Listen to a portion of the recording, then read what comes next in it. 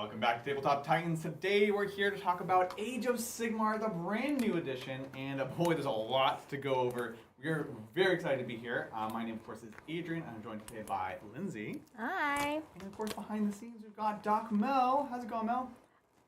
We're doing good, but I think you are muted, my love. Uh-oh. Oh, welcome back to Tabletop Titans for another epic talk about Sigmar. It's an exciting time. You probably got a bit of the gist of that through Lindsay's mic. My name's Adrian. This is Lindsay. That's Doc Mel over there with the unfortunate news. But fortunate news that it wasn't me. I know, right? We've had a heck of a day. We just played our first full stream game of Sigmar, so go ahead and check that out. We should have a link at the end of this video. It was a fun time. But here, today, we're here to talk about Age of Sigmar, generally speaking. We want to give some overall thoughts about it, discuss our kind of experience playing through it, learning it, and also open it up to any folks who might be joining us live. Questions, if you have super chats, send them over. We do have all of the battle tomes. I know that it's a lot of information, and I know that it hasn't really been fully covered by anyone, including us. So this is a good time. If you have specific questions, we can crack them open and take a look. And what can we not talk about? Well, we can't talk about all the things that we can't talk about, but some of the things we can't talk about, don't ask us about points. Yes. And other stuff you don't know. What can we talk about then? What's in here? Excellent, great. Also, the core rules. Yeah. What's in the core rules? Core rules, General's Handbook, the faction stuff here, all that fundamental stuff. So again, we're just not talking about points basically, and a couple other things. Cool. Well, let's dive on in. First of all, I played this. I had a first kind of glimpse of this way back at LVO. Yeah, that's right. That was when first we heard of this magical thing that was happening, and got to see kind of a glimpse of it. And right away, I was very excited. I honestly could tell right away that this was probably the best edition change I'd seen out of any game. 40k, Sigmar, whatever, War Machine. I was super excited because it seemed like the team really wanted to just streamline what they had, clean up what they had. While we are seeing an indexing for the first time ever for Sigmar, it's done with good reason, and it's not a total wipe. Let's be honest. Like, the fundamentals are still here. It's still the core game, but they've really just cleaned everything up and gone through and just streamlined things. They have thus far, in my opinion, avoided the Microsoft Word syndrome, which is Microsoft Word was finished 20 years ago, guys. Yeah. We don't need any more features. So every time they release a new version, they like move around all the buttons and be like, "Now it's new," and you're like, "No, it's not new." Yeah. And we see that sometimes with games. But I think the new Sigmar genuinely is all quality of life changes. Nothing is moved just for the sake of moving or changing, which is great. So, and thus far, over the next coming time period, we've gotten to play lots of games, both Spearhead, small scale, and then now full scale. I think that still holds up personally. So I'm curious, what's your impression of Sigmar? Yeah. So I played a few games of the previous edition, Yep. and I played mostly Sylvaneth. Okay. So I played Sylvaneth with a little bit of Night Haunt. Yeah. And so diving into the new edition, and also that was like months ago as well. Right, yeah. So diving into the new edition, I was really impressed with how easy it was to get into, especially with a brand new army. Right? Like, I had never played Seraphon before. I Yep. always wanted to. I'd started collecting with the intention of one day playing them. And then so, just starting with this new edition, playing a new army, I was kind of like playing a new game, but it was so easy to get into. Oh my gosh, yeah. And I was just like, I've been really impressed with like all the games that we've played. Just like how it was fun. Even though everything was like a learning game, it was still fun to play. Yeah, that's definitely something that struck me too, is like how fast we could just like get into it and just start rolling dice and playing, and it just picked up super easy. And that's not always the case. Even like a game of 40, we have Shane's brothers are learning 40k right now, which is awesome. Yeah. And we played the other day, but even then it was just like, oh man, how do you get a mission? And like going through all the stuff, I was like, God, it's still so impenetrable. And this just feels a lot easier to pick up, which is exciting. And like that's just like picking a mission for this. You pick Right. the battle plan. and everything you need is on that card. Exactly. And it's like I've usually, you are a board maker master of the studio. Yeah. You make most of the boards. Everyone, Right. everyone is, everyone kind of looks to you for making a board. Sure. But it's hard because you have to have that expertise, yeah, right? You have to know, how things are. Yeah. But with the board layout on the suggested board layout on the battle plan cards, I've been able to make a pretty nice board with Mel. I've been able to make a pretty nice board with Bridger. Right. Who's like, I know. yeah. Who's totally opposed to that. Yeah. It's great. So it'll show you, this is your territories. It'll show your objective markers, and then here it literally says, okay, this is where you put pieces of terrain. This is what they are. These are the keywords they have. And in the main rulebook, it even says, like, this is the dimensions of that size of terrain, and it also says these are like the GW equivalents if you want to use those, and you don't have to, which is nice. So I really like that. That makes games much easier to pick up and play. It does. You know? Oh, it's such a difference. Yeah, exactly. If you have any questions, folks, don't forget to super chat them in. We love to answer them. I'm sure there's a lot, so the super chats will help us also sort through things. Yeah. And we have a great one to start with. Sure. Hey, thanks, Matt Smith. Hey, Matt Titans. Smith, what's up? Thoughts on the battle tactics and the double turn? What great a question. big, great, perfect question to start Right? with. I have thoughts, but I'll let you guys go first. Okay, so let's see. The double turn, very contentious, of course, and that was one of the biggest things they were looking at in the new edition. Do they get rid of it? Do they keep it? What do Sigmar players think of it? What do non-Sigmar players think of it? And it's very, very contentious. In the past, I've been very much like, the double turn is what it is. Like, there's things I don't like about it, for destruction armies in particular, because they can just kind of push through. But it's also like, it's part of the game. You have to plan for it. And the randomness is part of the game. You have to be able to plan for it. It's hard. It's very, very difficult. Yeah. But it's not like this totally random thing like non-40K players like to say where it's like, or non-Sigmar players. They're like, it just ruins the game. It's not competitive because of this. Yeah. 40K is not a competitive game either, by the way, folks. But so there's that. They haven't gotten rid of it completely, but I really like the punishments for it. You cannot score your battle tactics. I do too. Yeah. Chat was saying, Lindsay, I think we saw the first time where you might have considered actually taking the double turn and like punishing Adrian on the 5th turn of last game. Oh, interesting. I had the option. Like all game, I had the, well, no, not all game. There were two turns where you, but there were times where I had the option for a double turn, and I didn't, even when you were picking, I didn't, I never. You wanted to take it or you didn't want to take it? I never wanted to get a double turn. Yeah, exactly. Like I never felt like it was worth it. Yeah. Like even in the 5th round, I thought about it, but I knew it wasn't like a necessity for me. Yeah. Like I knew I would be able to get what I needed from this by going second. Yeah, it's.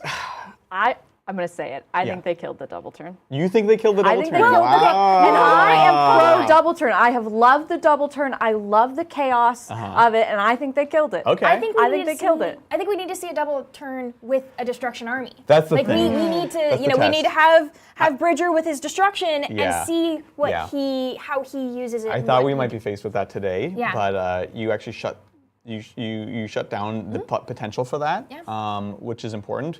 I think Bridger is of the opinion that Gargants are still going to be a problematic army because they just bully people over. You played against them. Oh yeah, and it was they definitely squished my lizards. Right? But honestly, I'll be honest, probably a bigger issue for them is not the existence of the double turn, but the existence of the counter charge. Like how many times did he charge you in your turn with the Giants? Every turn? Yeah. He was taking advantage of that. Yeah, it was Like- I saw him Yeah. just squish 20 skinks. Yeah. In On my your turn. On my turn. Yeah, because he'll just like plow forwards, be within 12. You move on the point, he countercharges. He pushes through. He's in your deployment zone. Yeah, I will say, like, I don't think the double turn for them is a necessity. They could do it with other things. But imagine with if the they had counter it. charge. I know if they had it, that just makes it even more destructive and annoying.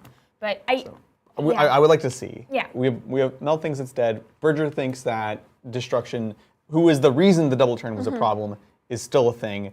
We haven't fully tested it. We played lots of games, but you can tell we're kind of, you're kind of in the middle. I need to see destruction. Yeah, I need to see it. I think it's definitely diminished the double turn. It's not as strong as what it used to be, but it's still. I think it's still there. Yeah. It's going to be army dependent. I'm very, very curious. So yeah, thanks, Matt. Great question. Way to open it up. Oh, and battle tactics. Oh yeah. Oh yeah. I kind of like it. I like them. I think they're fantastic.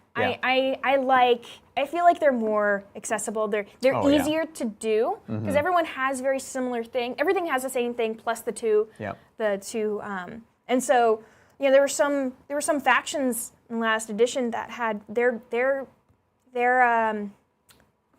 tactics. Their battle tactics were like very situational. Oh yeah. Look, the Skaven one was every single battle tactic was have 3 of one of the clan's characters alive on the battlefield, like doing a thing or something. It was great, and it was like impossible if you, no matter who built your list, it was impossible. It was, maybe that was the Grand Plan, which they also got rid of. Battle tomes lived or died based off of the battle tactics, and getting rid of that is a huge boon. I never played a Sylvaneth specific battle tactic in my entire 3rd edition life. Yeah, exactly. And some of them were wildly easy. Some of them had very, very powerful ones. Beast of Chaos, very strong. And what it also does is it adds a level of complexity you have to be thinking about. Like, hello, casual Sigmar player. I'll always think about that team's tournament that we went to last year.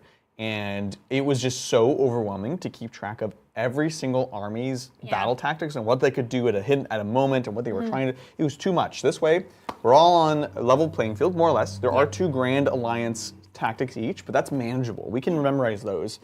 And we're all playing with the same core rules, which is good. I like that. It adds like the core, the different order, or the different, it adds that little variation. Because I think in our game we both used one of our Grand Alliance. It's a little bit of spice, but it's not so much that we can't manage it. So I think it's a great change. Yeah. Thanks so much, Matt Smith. And Matt Smith is an OG AOS player, so both loves and hates the double turn. Matt Smith is my buddy. Oh, yeah, Matt Smith. Yeah. Saw him earlier. What's up? Well, we're going to come join us on Sigmar Days and play games with us. Yeah. Thanks so much, Kano, to you. Great game, gang. Yay for lizards. Yes. Oh. How does combat feel? Seen a lot of 4s to hit and wondering how swingy it feels. Also, what are the other Skaven formations? Great questions. So 4s is the way of Sigmar, right? Like, it is a swingy game. You're going to have to choose where you want to make things reliable and when you're going to be at the mercy of the dice gods. There are also lots of ways to get pluses to hit. One thing I felt today was I took out, in order to, it was points actually, I think, is the reason I swapped. I was running the Loon Boss on Squig. He has a thing that when he fights, he fights and then his Squig buddies fight, and he gives them +1 to hit. So my riders get that without using all out attack. So I can do that, and I can do all out attack. It's a bit of consistency irons out. So you look for that. Yeah. But yeah, it is swingy. That is part of Sigmar, and living or dying by that, and having backup plans, very important. Yeah, just like situating yourself to where you can get those pluses. Yeah. It's going to be pretty key. It's everything. Yeah. I mean, just those pluses to charge. Yeah. Those the extra damage from the charges and all that. Like it was huge, as we saw with your Boyd and Bounders. Yeah. Exactly. I realized the Skaven are in the other room. I can talk a bit about it. I can grab them. It's in that big cardboard box behind on my way. Yeah. I'm on my way, chat. So the Skaven formations are basically 4 of the clans. So we have Scryer, which you can check out Tactics' video. I think they did Scryer, which is pick up to 3 Scryer units. You roll dice. On a 1 or a 2, you take D3 mortal wounds, which is what I always roll. On a 3 or a 4, they get +1 rend with their weapons, which is fantastic. On a 5 or a 6, they get something else. That's one. Yeah. Clan Molder I like a lot because you can give them, you can get 5-up wards, which I like a lot for Storm Fiends. I really want to get a Hell Pit Abomination, and I want to run a list with Storm Fiends and Hell Pit Abomination and maybe some Rat Ogres, because a 5-up ward is like, oh, it's very spicy. I think the Hell Pit Abomination is kind of amazing. So let's take a look. Skaven. We gotta put these back in an order. And I'm use just these so last. proud they're back in their boxes. Right? Look at us. Battle traits. Here we go. So battle formations. We talked about Skyer. Oh yeah, it's take D3, it's +1 to wound, or it's +1 to wound and +1 rend if you roll a 6. So that's awesome. The Molder one is 3 non-hero units. Same thing, roll a dice, take D3 mortal wounds, +1 attack, and then +1 attack and 5-up ward. It's just like, oh, so tasty. And of course, the Claw Horde is +1 rend on up to 3 Verminous units. This is another one I've been using when they charge, because I've been running, no matter what clan I run, I'm still running like 60 clan rats, and they have so many attacks. Like getting 1 rend on them is actually significant. And the last one is Virulent Procession. Obviously, this is for Pestilence. Up to 3 Pestilent units for each target. They can make a pile and move, and then on a D3, roll a D3 on a 2+, they do mortal wounds. This is also Seraphon have this for their Saurus, basically. So that's the Skaven formations, and we'll be playing them soon. Yeah, Adrian is very excited about the Skaven I'm formations. so pumped for them. This is the army. Like I barely got to play them in the last edition. I got them all painted up, and then the handbook changed or something. So excited to show y'all. Thanks so much, and thanks for the first super chat, Robert Caldill. You guys are amazing content and love all the reports. 1 2-part question: how do Prygeist look in 4th, and what hero can they be fielded under? Pyregeist, that's Nighthaunt, right? Yeah, that's the new ones, right? Yeah. Here we are. Nighthaunt. Let's take a look. And what hero can they be fielded under? Right. Oh. Do we have that information? Do we have that information? I don't know. I don't know if we do. We do. I don't. It's tough to. The NDA dance. Yeah, right. Interesting. Shoot, I didn't think about that one. No matter what. We can answer the first part for sure, right? We can talk about Pyregeists. Yeah. Generally speaking, there will be a matching hero, and this is a new unit, so that's why it's a little bit under question. Boop, boop, boop. Hi there. We got to build these guys, honestly. Oh, they're really cool. Yeah, they're super cool. Yeah, this is the new unit. Do we want roll-off to show? Can we show the cards? Yeah, we're not gonna have any points show up, are we? I don't want to spoil the game. Oh. Can you do studio mode and just Are check? there points in this? No, points from the battle. No, we're good. Okay. I'm talking about the game we just played. Oh. I don't want to pull up a scoreboard on accident. Oh, the points. This is what they look like. They're pretty neatos. They're from that new box set with the new lumineth, Harlequins. And can we just show off the layout of the card in general on the other side? Yes. Lindsay and I are in love. See that purple color? I can tell you what that ability is. Amazing. Yeah, the color coding is awesome. There's a lot of like formulaic stuff, which is really great. So, Pyregeists, they move 8, 4-up save, standard Nighthaunt body. And so the purple ability, end of any turn, light a pyre. If they're contesting an objective, you pick a visible enemy unit within 6. You roll a D3 on a 2+. They take that many mortal wounds, and you add a number equal to the roll to this unit's control score for the rest of the turn. Oh, Weird. Interesting. Yeah, I don't love it. Because it only matters if you're on an objective Yeah. next to an you enemy. toss them onto an objective that is going Right. to be contested. And then hope you get enough control score to take it. Even though they only have 1 control. Yeah, and then remember, this bonus is to the whole unit. So like, for example, you have 3 of these guys on an objective, you're going to have control 3. And this is going to add D3 more. D3 total. This is not 40k where it's D3 per guy. Yeah.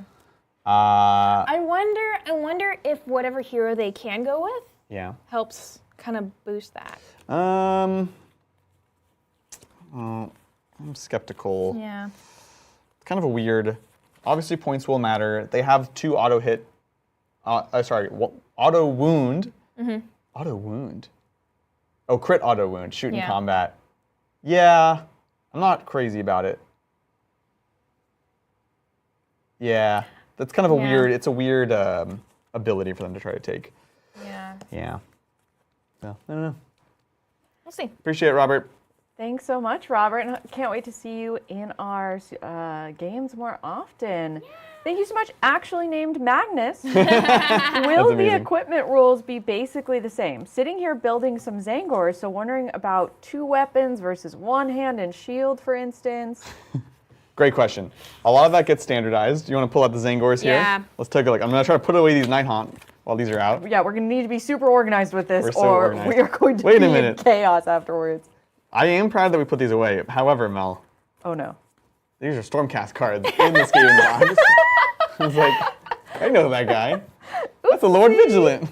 Oopsie-daisy. They did consolidate a lot of profiles. So special weapons, for example, the Zangors, let's take a look in particular. Zangors. Yeah. Yeah. So just the Zangors, not the Zangor Enlightened or Correct. because there's Yeah, the Enlightened won't be able to take shields anyways. So yeah, Okay. for these regular ones.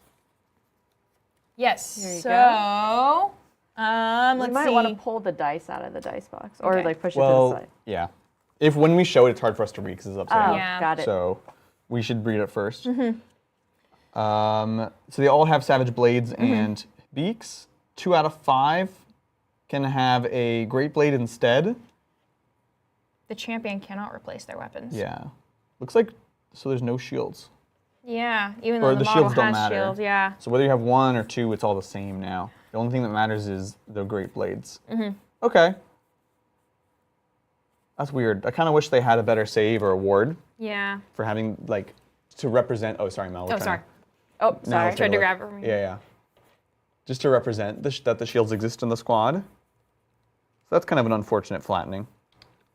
2 attacks, 4-3-1-1, and then the great swords, 2 attacks, 4-3-1-2. So there's essentially no difference between shields or paired weapons? Correct. Yeah, literally no difference. Excellent. That's great for building. Yeah, let me tell you.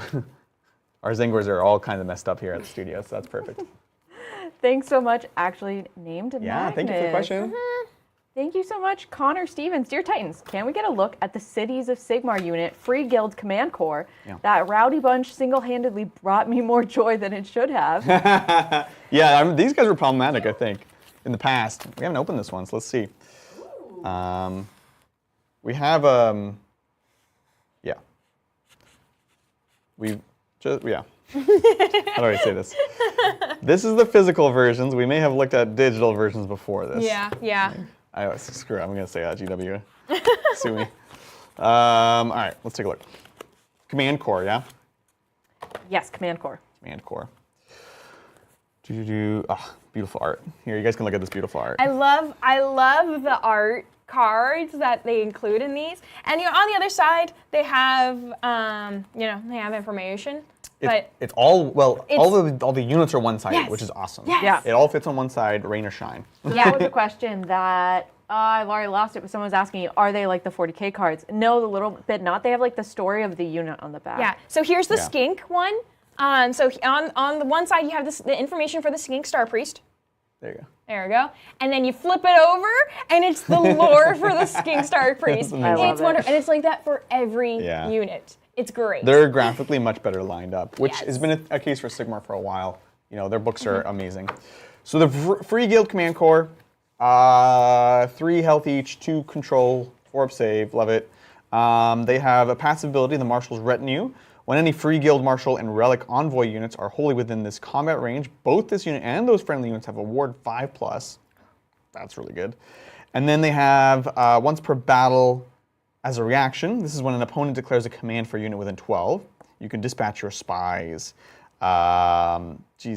You can make it's like a vect. Basically, they have to spend 1 extra command point to use the command.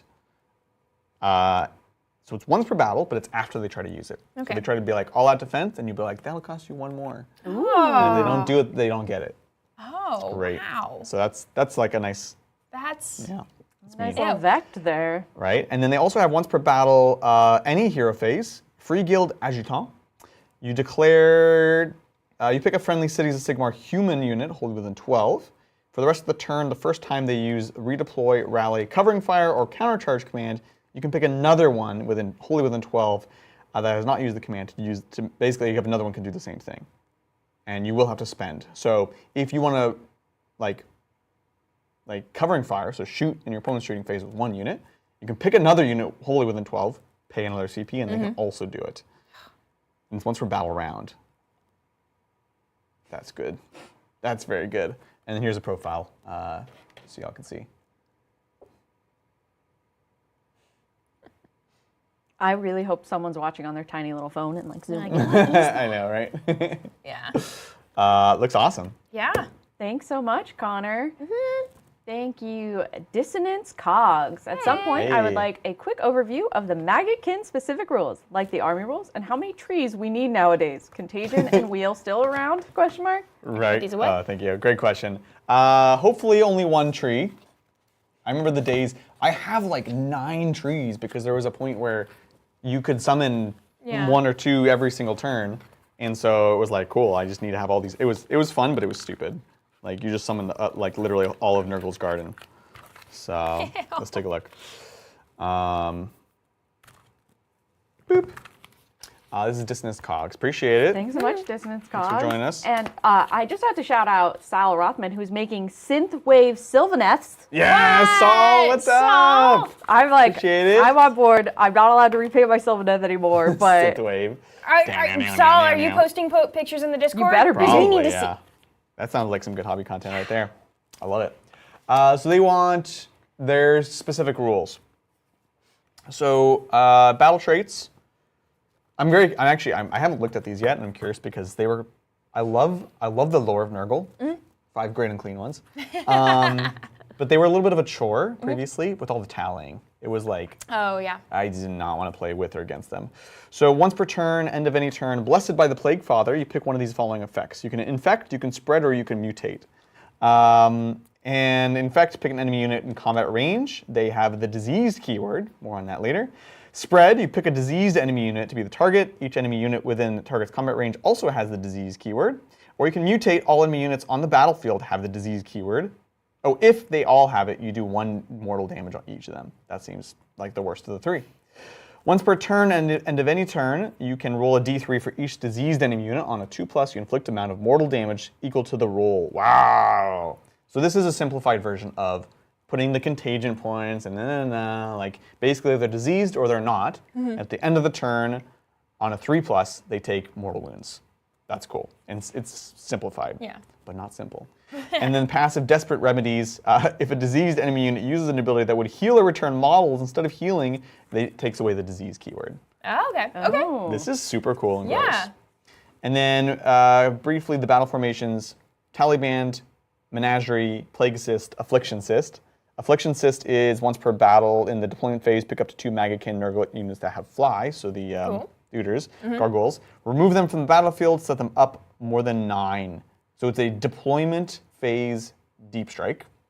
That's very fun. Nice. Plague Cyst. Each time a model in a friendly Rotbringers unit is slain by combat attack, you roll a number of dice equal to their health, up to 4 for every 5+. They do a mortal damage, so they explode. And then the Taliband of Nurgle passive, from the second bound onwards, add 1 to the amount of mortal damage inflicted by the Racked with Disease ability. Amazing. And then Nurgle's Menagerie, you can include 2 Gnarl Maws in your army instead of 1, which kind of answers your question about the Gnarl Maw. So you get 1, you can pick 2. Okay. So that's the high level. Yeah, that's a pretty good dive. Man, I'm excited. I actually really like all those abilities they just said. Well, thanks so much, Dissonance Cogs, and thanks for your first super chat. Come Yeah, hang out and welcome. play Appreciate AOS it. with us. Yeah, I've been seeing Dissonant Cogs show up in chat a lot Yeah, recently, I feel like especially with the they're nice. AOS content. So Yeah. it's nice to see that you're sticking around. Appreciate the support.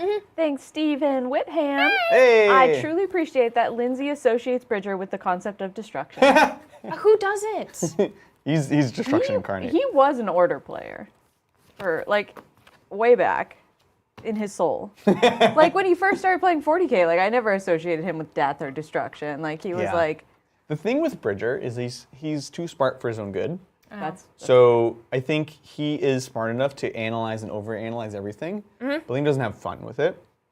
And that's why he honestly plays so wacky in games. It's like liberating for him.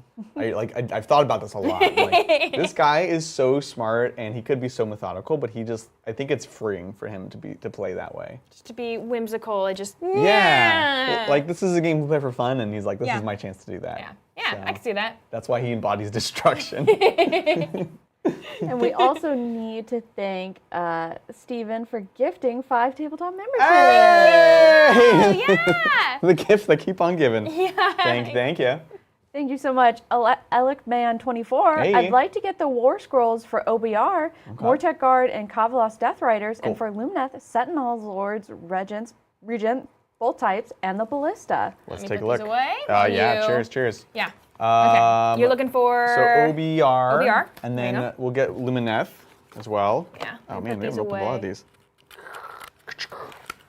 All right, so OBR. We are looking at Mortek Guard and the Kavalos Death Riders. So Mortek are, of course, the kind of mainline troops. Mortek, sorry. They have 1 health in this edition, move 4, control 1, save 4. Anti-charge +1 rend, which is cool. Crit 2 hits. They only have 2 attacks, hit on 3s, wound on 4s, no rend, 1 damage. And they have shield wall, which is pretty classic, actually. Ignore all modifiers, positive and negative. It's kind of been their thing. But only on a turn in which they did not make a move ability in the same round. Let's pull up dice cam real quick. Yeah. So that's Mortek Guard. Pretty cool. Yeah, I like it. So they kept kind of some of the flavor. And then, of course, the Cavalry, Kavalos Death Riders. Control 1, move 10. Ding, ding, ding, ding, ding. With the blades, 3, 3, 4, 1, 1, charge +1 damage, which we like. We see that on a lot of cavalry. Crit 2 hits all the time, which is awesome. And then let's read their abilities. Death Rider Wedge, when they use a charge ability, they can pass through models in enemy infantry units as if they had fly. Love that. On Mortek Guard, is that on spears or swords, or do they all have 1 profile now? It looks like they're 1 profile now, unless they have a full separate unit.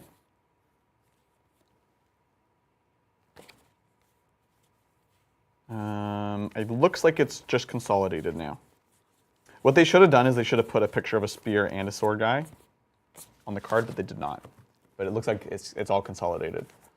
Spears and swords, generally speaking, are just one thing, because the whole reason to take spears was to fight in multiple ranks, which isn't a thing anymore. So, they also have Unstoppable Charge on the Kavalos Death Riders. If they charged, you pick an infantry unit you roll a d3 on a 2+, inflict that amount of mortal wounds. So kind of classic impact hits for new Age of Sigmar.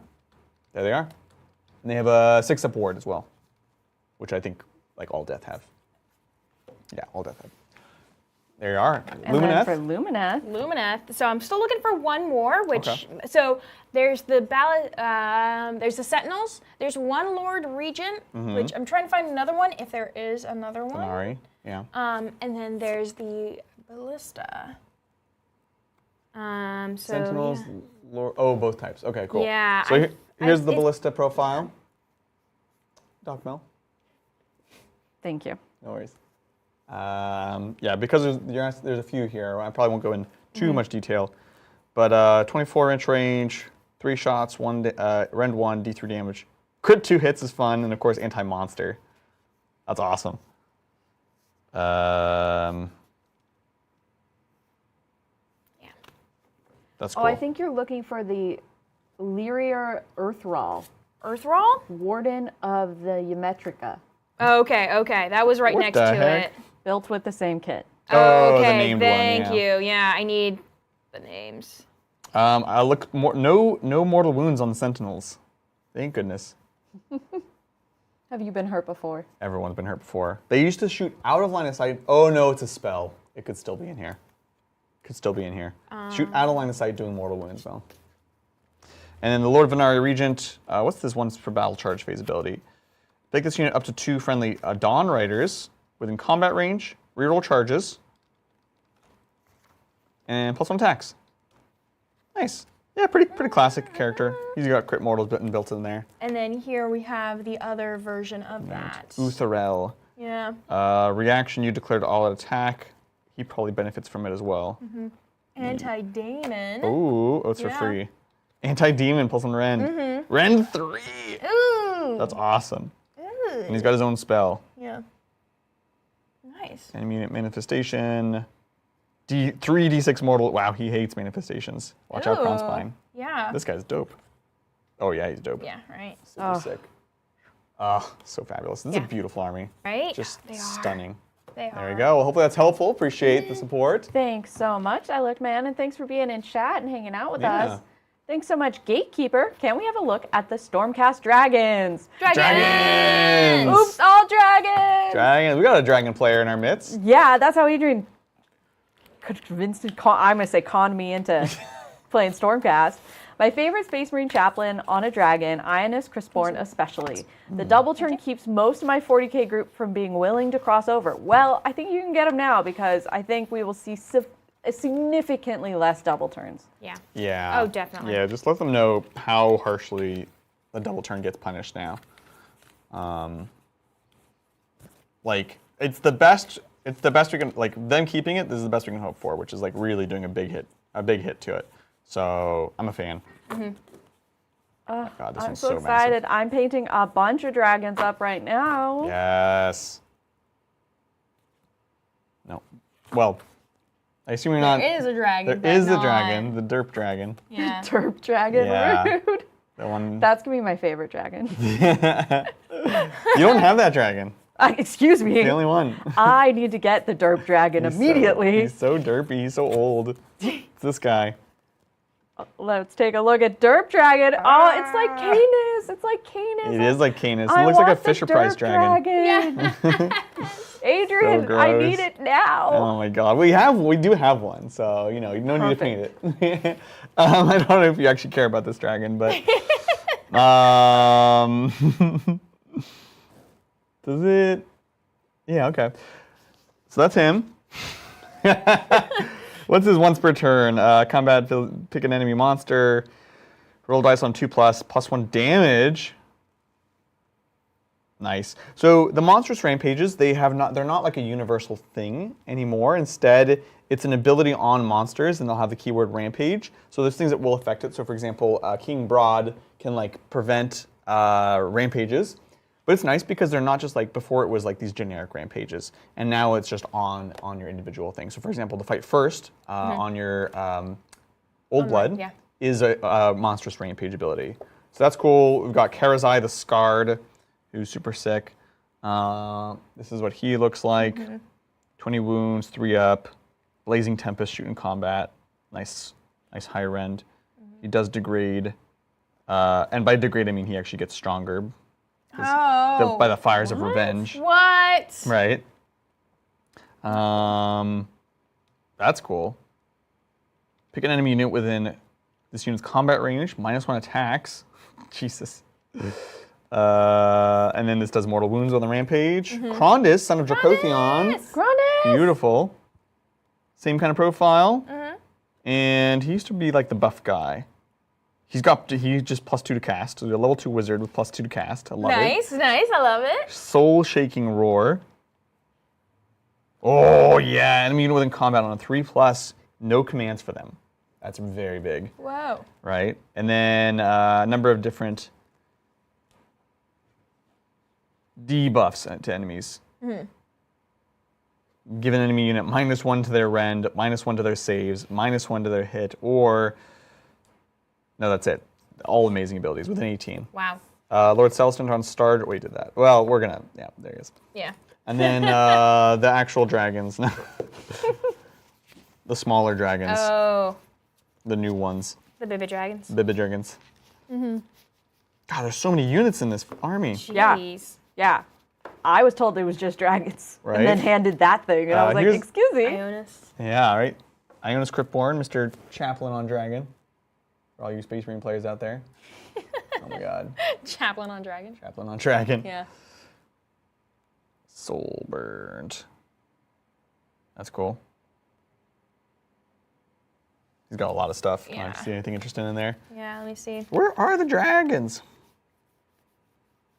Oh, no, okay. What is Blighting Tempest? Oh, a prayer.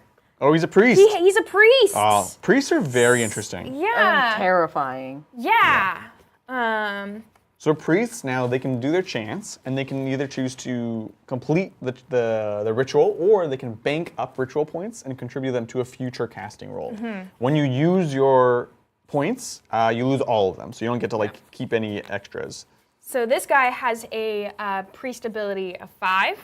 Yeah, so you inflict D3 mortal damage on that unit, then roll a dice. On a 1 or 2, sequence ends. On a 3+, you pick another enemy unit within 3 to inflict D3 on it. If the chanting roll is 10 or more, you can pick another enemy unit and just like keep going. Cute. Yeah, the sequence ends.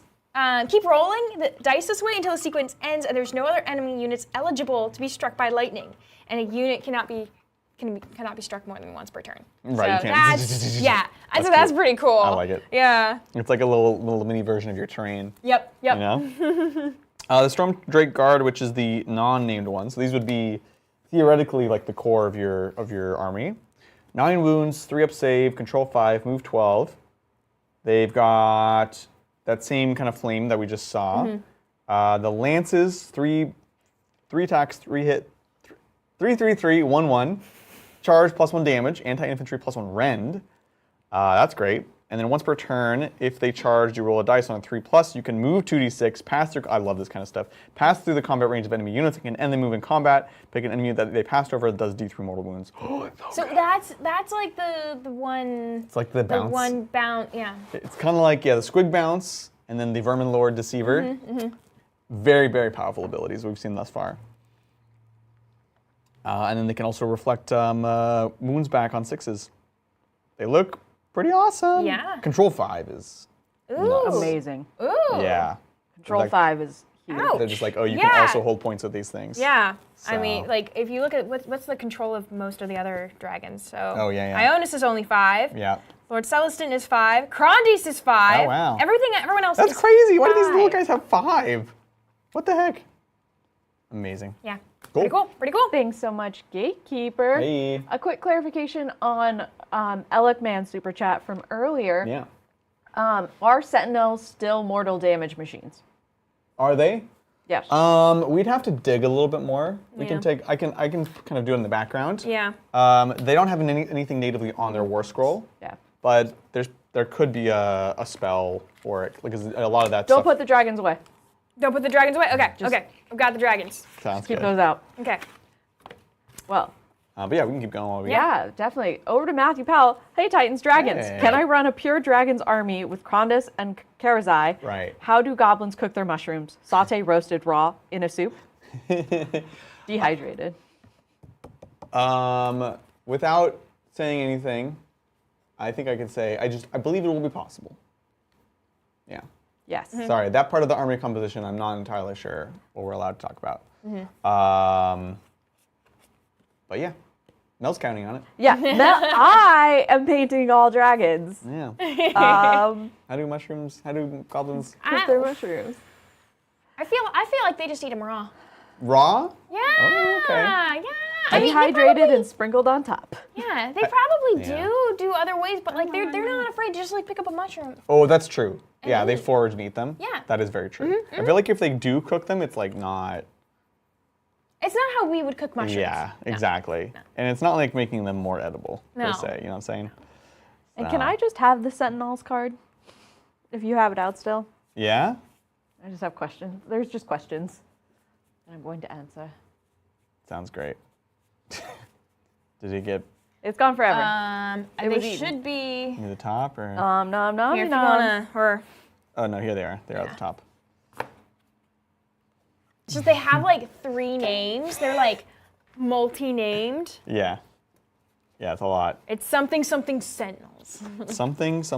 Oh my God, there's so many battle traits. Jeez. Oh, do they have Louise. another thing?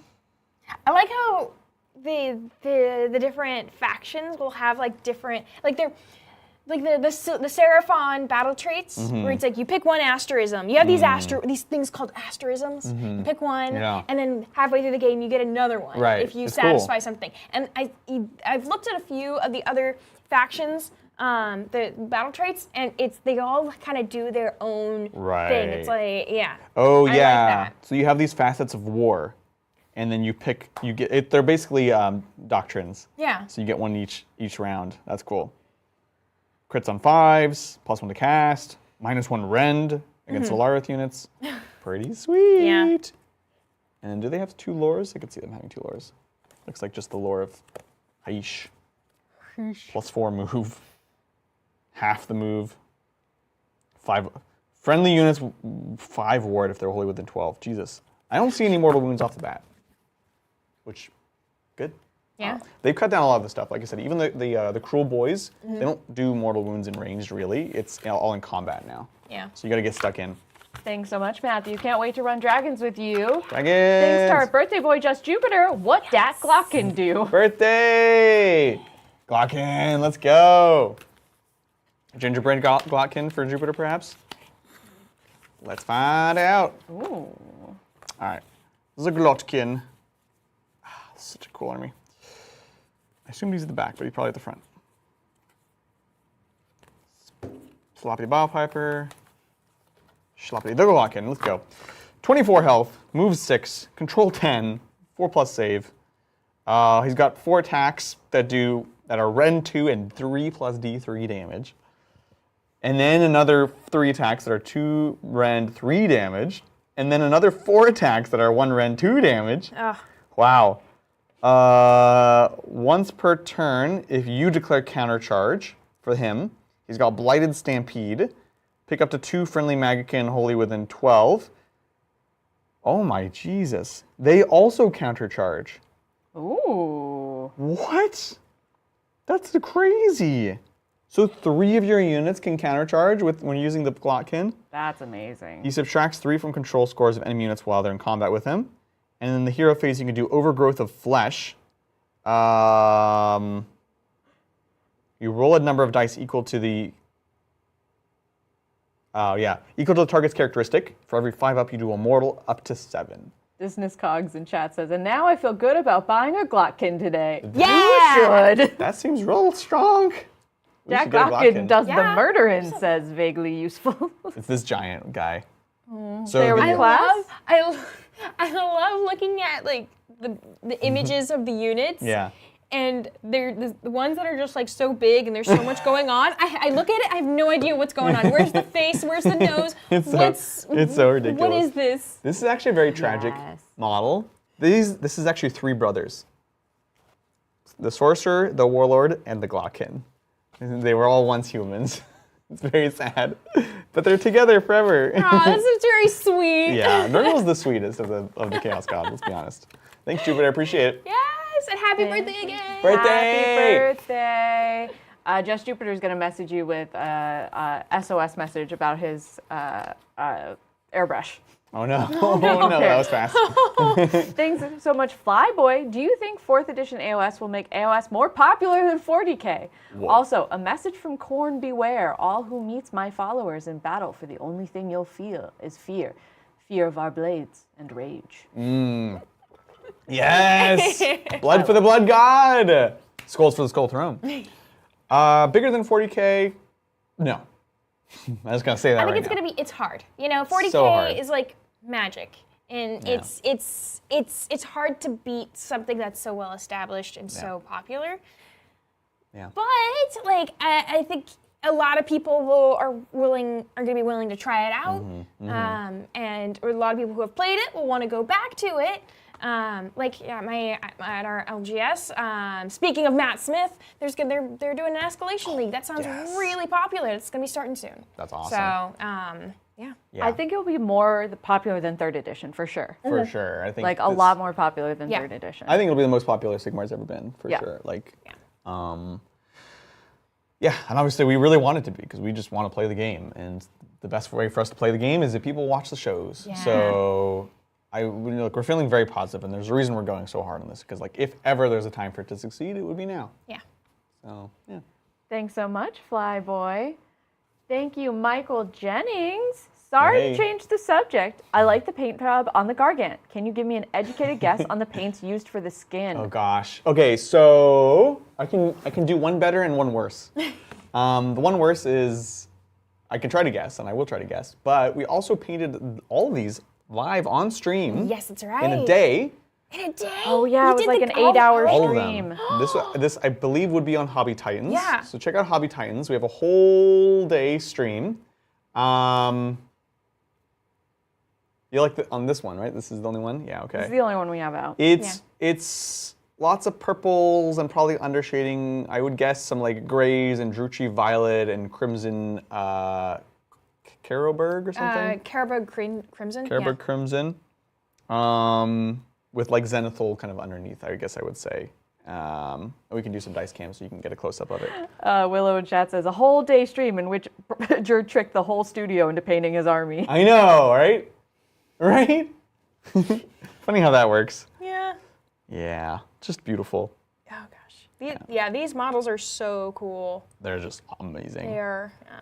We have It's like the details. I love. I mean, go to the back of the knee. Yeah. I love just the details on the back of the wrinkles. knee. The wrinkles. So good. That is when Ushanti, I always say it wrong, Ushanti Bone, or what is it? Shapti bone. Yeah. Yep. This is That- Shopty Bone right here. Yeah. Poor Brian. Yep. Painted by hand with airbrush paints. Yep. Oh. Didn't realize until it was too late. Oh. Yeah. Good stuff. So yeah, cheers. Thanks so much, Michael Jennings. Thank you again, Stephen Whitham. Hey. I don't play AOS, so a different kind of question. What single mechanic in 4th AOS would you like to see ported into 40k 11th? Oh, good question. Ooh. Whoever makes the models, Yeah. Right. whoever makes the AOS models needs to be hired by 40k. Yeah, seriously. I know Color- that's not a mechanic, but Color coding. Color The coding. color The color coding. Yeah, it's a lot of just the way that the game's organized, I think, is fantastic. The way it's made, it's much more programmatic. There's keywords, and it's all like, the ambiguity is largely gone, you know? They've gone back and forth so much that I feel like they're slowly becoming the same game. Like, battle tactics existed, and then secondaries existed, and then now they're kind of, they're very similar. Like, back in the day, remember 40k, you picked your secondaries. It was, what was it? I guess you can still do that with fixed. I don't know. It just feels like a lot closer now, where it's like, what are you trying to do this turn? Actually, you know what? I like the picking the battle tactics is interesting. People don't always like the randomness of the cards that are drawn. I think it works okay as a mechanic, but I think if they had a way to be able to allow you to just pick your secondaries each turn, like from a list, that would actually be awesome. Yeah. And that could maybe make the fixed people and the tactical people happy. Oh, yeah. Right? And what if we just did that? Then you can plan for it, because you know what you can take, but then you're also going to have to adapt and do different things each turn, not just sit and do 2 secondaries for the rest of the game. Yeah. So there you go. Yeah, good question. excellent question. Thanks so much. Thank you, Schmitty, who became a captain. Shmini, welcome! Check out that members content. Thank you, Will Ekstrom. Hey. How do Varengard look? I'm getting 12 ready for priming now. Also, Dracoth Chieftain and War Queen in the middle of kit bashing a spare Dracoth body as one or the other. Thanks for being awesome. Aw, thank you, appreciate it. Let's take a look. I was scared for a second Brian had that box. so- Varengard, who are very like elite, hard-hitting unit. And then, of course, the Dark Oath, Chieftain, and War Queen. That'll be that's a big question, I think, for a lot of people going into the new edition for the Slaves of Darkness players, is like, how does Dark Oath get integrated in? Of course, they have had their little supplement for Age of Sigmar for a couple months, and then we're immediately switching to a new edition. So it's almost like Dark Oath the Chieftain. Yeah. And the Dark Oath War Queen. And then the Varengard. Okay. So the Chieftain, Cursed Broadsword, 5 attacks, 4/3/1/2, crit mortals, which is fun. Oath of Murder, end of turn, once per battle. If they destroyed an enemy hero or monster, they get strike first for the rest of the battle. That's so cool. And he looks like he's straight out of Conan. Reaction when you fight with him. Tribal War Leader, pick a friendly non-hero Dark Oath infantry unit that has not fought, and then they can fight right after this guy fights, and they get +1 attacks. If it is picked to do so, add 1 to the attack character of the target's melee weapons for their turn. Yeah, perfect. So this is what a lot of the small like infantry or support characters have. Mel, can we go to Dice Cam? Yes, I can. This is the same as the Loon Boss on Giant Cave Squig, right? It's the traditional, this guy fights, and then his like accompanying unit fights right after him, and they'll give a buff. So +1 to hit with the Loon Boss. This guy gives them +1 attack, So I love that. It's a nice little package. He also hits decently hard, which is cool. And then we have the Dark Oath War Queen. God, these models are so sick. 5 attacks, 4, 3, 1, 2 as well. Crit mortals, so she's very terrifying. And she has a 5 of ward too.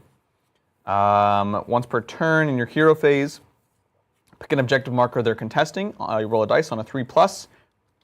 All other friendly Dark Oaths have ward 5+ while they're contesting that objective. What? That's amazing. And then once per battle in any charge phase, if they are wholly within enemy territory uncharged, +1 to hit for combat attacks made by a Dark Oath while they're wholly within 12. Amazing. These look fantastic. Wow. Very cool. And then do we have Vanguard? I am having a lot of trouble finding them. Oh, Could weird. they be under a different name? I don't Or think so. would Take a they look. have like a longer name? And I'm just missing? Right. This is Did also, Brian just walk away with them? With I just don't know. them? Just them? That Because would be isn't he weird. making he's built, well, He is working on he them, is working yeah. on some, so maybe I feel like he would have just taken the whole. Yeah, right? Yeah, I don't Oh, see no, it, here right? they are. I just kept missing them. Yeah, Brian, you've been accused. Accused. So the Vanguard, 5 health, 2 control, 3+ save, 10 move. They have, God, they're amazing models. Demon Forged Blades, 3 attacks, 3, 3, 2, 2, +1 damage on charge. Crit mortals. And the Steed is 3, 4, 3, 1, 1, companion. And then, of course, you pick to make of a Mark of Chaos, Undivided, Khorne, and Tzeentch, and Age of Sigmar. And that's kind of overall rules. Once per battle, they can, oh yeah, that's right. Once per battle, they can fight twice. And the way the fight twice works, generally speaking, is they can use it twice, but once they fought the first time, they gain the fight last ability. So the second fight happens after everyone, just to kind of balance it out. Now, the new lady on Big Lizard, she has a buff for them. Lady on Big Lizard? Lady on Big Lizard buffs this ability. What's... I'd wait. have to, It's not in there. yeah. It is, Here. Look through those. yeah. But is she Dark Oath? 'Cause I think No, Dark Oath she's are... not Dark Oath. Gaunt Summoner's still in here. That's funny. Because we were just looking at this. While you're looking at that, thanks, Steven, for making me do my secret mission, and I scored 80 new members in amazing! which Thank was you, my Steven. secret Oh my mission. And I said that if I did my secret mission, we should get Poke Night round 2. I'm just saying. Yeah. Poke Night, Electric Poke Piccolo. Night could be. I Poke think Night. you might have earned it. Poke Night? It's been quite the day. It's been a long day. Yeah. For sure. Thanks so much, Steven. I can't wait to use that to Appreciate get it. what I I did, want yeah. tonight. Even though Thanks, Steven Steven. says get a Pikachu flavored Poke Bowl. It's zaptastic. That's amazing. I found it. Abraxia is that's her name. Lady on Lizard. She's so sick. Lady on Lizard. This is why we should probably use their real names. Well, I just couldn't remember it. Warlord of the First Circle. So yeah, if they do this once per battle ability while wholly within 12 of her, that second fight does not have strike last. So they won't. It's not back to back. It's they fight, the other person gets a fight, and then they can fight right afterwards. So they're probably going to roll one chance. Oh, okay. So it's very cool. Yeah. So, anyways, Cool. thanks, Will, for the questions. Thanks so much, Will. Thank you, Schmitty. Hey, Titans. Just want to say, I've been watching you guys for like 2 years now and haven't had a chance to catch you guys live. You guys literally get me through my week, so just say I love the content and keep on giving. I appreciate that. Thank Schmitty, you. thanks so much. That's what we're here for. At the end of the day, to help educate and entertain y'all. Entertain So thank you and for letting us do share that. our joy. I think maybe not everyone knows this, but we started during the pandemic because a lot of people couldn't play games. Yeah, that was kind of the whole idea. Was like Yeah.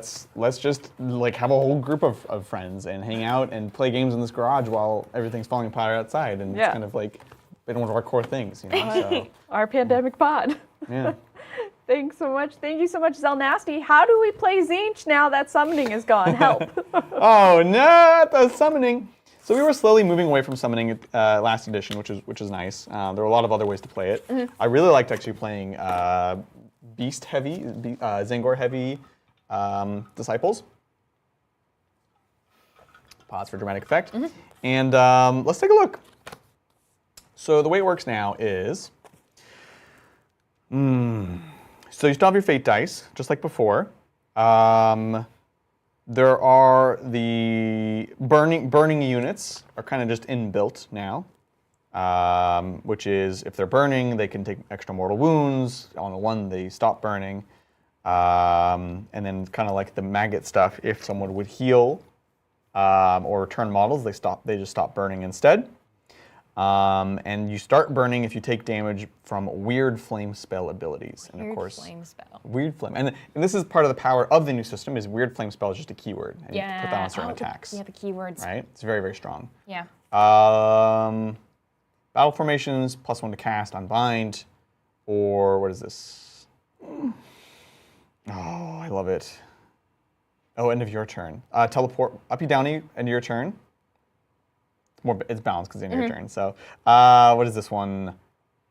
Superpowered rallying. This one, -1 2 wound on burning units. That seems a little bit better than the other ones. Although the casting is important.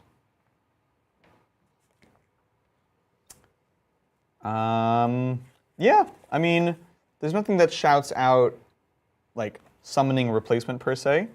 I just think the army's going to be totally different, you know? They still have multiple spell lores. They still have their manifestation lore. We see the classic Bolt of Tzeentch, Fold Reality, which is now just a teleport instead of a resurrecting models. You can still create Chaos Spawn by doing damage. Shield of Fate is a 5-up ward, and if you have if you have 4 more Destiny dice left, then they're also -1 to hit. So that's similar kinds of things, but yeah, I think just no summoning, and they just do other things, and they just kind of balance profile around that, you know. Yeah. Vaguely useful says the spawn in one of their spells is summoning. That's left that we have seen. Yeah. That's the only one we've seen. Okay, yeah, makes sense. The thing is, if you're going to just get rid of something, this is the time to do it. Because you can rebalance everything around it. Yeah. The abilities, the points, the way they organize, all that stuff. So I, for one, am glad that summoning's gone. Ooh. Yeah. Ooh. Take it from a person who spicy. has all the models. It's just not fun. It sucks. Yeah. So let's just play with the toys we have and enjoy that. It'll be yeah. interesting, like once people get their hands on these and Yeah. like start playing to see if there's something that Right. is there something that replaces that kind of fills that summoning void. Oh, I'm so excited. Every army is so cool. I know. I'm like, oh, we should play that. We should play that. Right. We need to play that. This is very interesting. The Enlightened. This is a question nobody asked, but so I love Bonus Zangor. question. Zangor Enlightened on discs are so cool, and they've always had this thing of like one of them is guided by the past and one can like see into the future. The way they do that now, the melee ones, if you're the underdog, you get +1 damage with them. Oh. That's pretty Okay. cool. Cool. That's an interesting way of doing it. Yeah, anyway, that's it. Thanks so much, Zell Nasty. Yeah, appreciate that, Nasty. Thank you, Valis. Great vid. If Croak Infantry. Is Croak infantry? Okay, that's, yeah, I was like, If- where's the, I immediately went into code. I'm like, okay, what's the else statement? If then. Okay. Can you go over the strats for Agrodons? How about the War Scroll spells for Skink, Star Priest, Starseer, and Troglodon? Okay, hold on. Thanks. Let's. It's up there for you. Okay, so first off, let's look at Croak. Croak. Croaky boy. Probably. Well, Okay, I don't is know. Croak infantry? No. No, he's War Master. That would be weird. He's War Master, unique hero, wizard, fly. Oh, weird. No Yeah. mounted or anything. Just No mounted. Or cavalry. No, yeah. Cavalry. Yeah, I don't think. Let's see. Stats on Agrodon. Agrodons, so not the non-character. Can we take the dice out of the dice box? Just But they're so pretty. they are pretty. Also, if you didn't know, Baron of Dice is why we're doing so much Sigmar. Yeah. Baron is a lover of Sigmar. We're a lover of Sigmar. We're a lover of Baron Sigmar dice. Yeah. So check them Check 'em out, especially like their mushroom dice and their cheese dice. Oh, the cheese dice. The cheese dice. You want to get him a link to Coconut? Baron, Mel? Yes, I definitely can. Yeah, honestly, the Baron is one of the reasons that we can confidently say we're going to be doing Sigmar for the future because they're going to be sponsoring all the episodes. So that really helps us with this Sigmar stuff and with new shows in general. It's like the number one is like make sure that we can cover costs. Yep. Get everyone paid. If we can at least just play the game and not lose money on it, that would be great. And so the Baron is is really helping us with that. So appreciate it. Yeah. So also, don't get mad when we have to talk about Baron every day. Yeah. Well, We there's are all- gonna be a lot of Baron for We sure. are all loyalists now to the Baron. Baron with us. Okay. Baron with us. Thank you. Okay. So yeah, Croak is not infantry. The Slaanes are, but Croak, no. What? Slaanes are infantry. But Croak isn't? Croak isn't. That's so weird. Yeah. They're like, he's too big. Yeah, I mean, I can see it. You got the big baddie Lord Croak, and then his army of Slaanes, his infantry of Slaanes. That's so weird. I know. But they're all on their things. They're I don't know. Yeah, there's a lot is infantry. Except for the big things like a the Saurus Slaan. or so Raptidon. bizarre. Yeah. Wow. Okay. Interesting. So we're looking at a few things. So we're looking at a few things. So Agridons, stats on Agridons. So Agridon Lancers, here you go. Yeah, we haven't played these guys. so I'm Yeah, curious. they look Beautiful pretty models. cool. So they have, it looks like there's a lot of 3s. 3 attacks, 3 hits, 3 wounds. Yeah. They That cavalry have plus +1 damage on the charge, which is really nice, as we saw in the game. I don't know. There we go. And then they have anti-monster. That's pretty cool. End of any turn primal rage.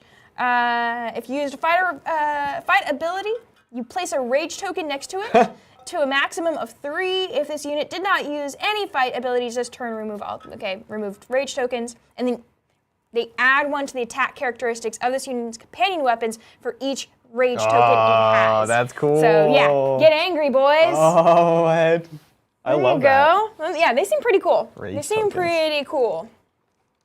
Then it was the War Scrolls for Star Priest and Star Seer. So we saw Star Priest earlier, or in the game. Yeah, you played him. You know. this guy. Yeah. He's a Star Priest. He has that nice serpent staff. So on a D6 on a 2+, you get the crit auto wound on two units. Wait, was this the one that's also 5 OC? No, this one, Okay, this guy's 2 OC, but it was the Astrolith bearer that was giving him Extra OC. the extra OC or the extra control. Oh, when he casts a spell. Yeah, when he casts. Oh, control, my bad. Yeah. So kind of, it's the pairing. Yeah. But I'm checking some of the embargo stuff because also think about the slots that you can fulfill with seeing characters and be able to see through them. So this is kind of just a body. Yeah. Right? You could put you can cast from your lores. You can put a enhancement on them. It's just a base profile basically. It's very plain. It's very plain. Yeah. And Anything you want it to the be. times that I've played, the games that I've played with the Star Priest, Yeah. he's even this game, when we were setting up, I had an idea about where to put everyone except for the Skink Star Priest. I was like, does he tag along with Right. where? I don't want him near my Slaan. I want him, and he really is just Yeah. like a conduit for the Slaan. I think the 12 away is the sweet spot. Yeah. Because you're getting the +1 to cast from this land, but you're also extending. You're kind of a 12-inch Wi-Fi extender, basically. Yeah, he's a Wi-Fi extender. Yeah, which is nice. But the moment he gets into combat, he's down. Right. Yeah, exactly. The moment you started approaching me, that's Yup. when he started shaking. The Star Seer, though, because we were looking at the Star Seer profile. Right. And he looks pretty. Oh, he's pretty very spicy. You gotta build and paint cool. him soon. Yeah. Oh, yeah. He's gonna be Yeah. next to be built. Right. So his attacks are kind of similar to the Star Priest, but he has a once per battle in your hero phase ability, Scry the Stars. Roll a number of dice equal to the current battle round number. For each 3 up, pick a friendly Seraphon unit wholly within 18. And give them a ward of 5. So good. that's pretty nice Jesus. until the start of your next turn. Yeah. So if you That's go good. first, or any You don't time. have to. You You don't just do it have in to. your opponent's turn. You just get it in your It's opponent's so turn. good. That's pretty nice. Ooh. And then he also comes with a spell, Celestial Doom. Pick a visible enemy unit within 18 of the target. Oh yeah, make a casting roll. And then wards cannot be made for target for the rest of the turn. That's- so you give your units Jesus. ward and then take away the wards of your opponents. 18 so. inch? 18 inches. That's nice because a lot of that Yeah. those kind of spells are 12. Yeah. 18 is oh, geez. Yeah, a lot Take away ward of saves? yeah, a lot of the ranges in Seraphon that that I've been playing with, it's like 12 or 9, and so having it at 18. Yeah. That's nice. That's amazing. Yeah. Okay. And then the Skink Oracle on Troglodyte. Here he is. You've got a ranged weapons of the Noxious Spittle. What?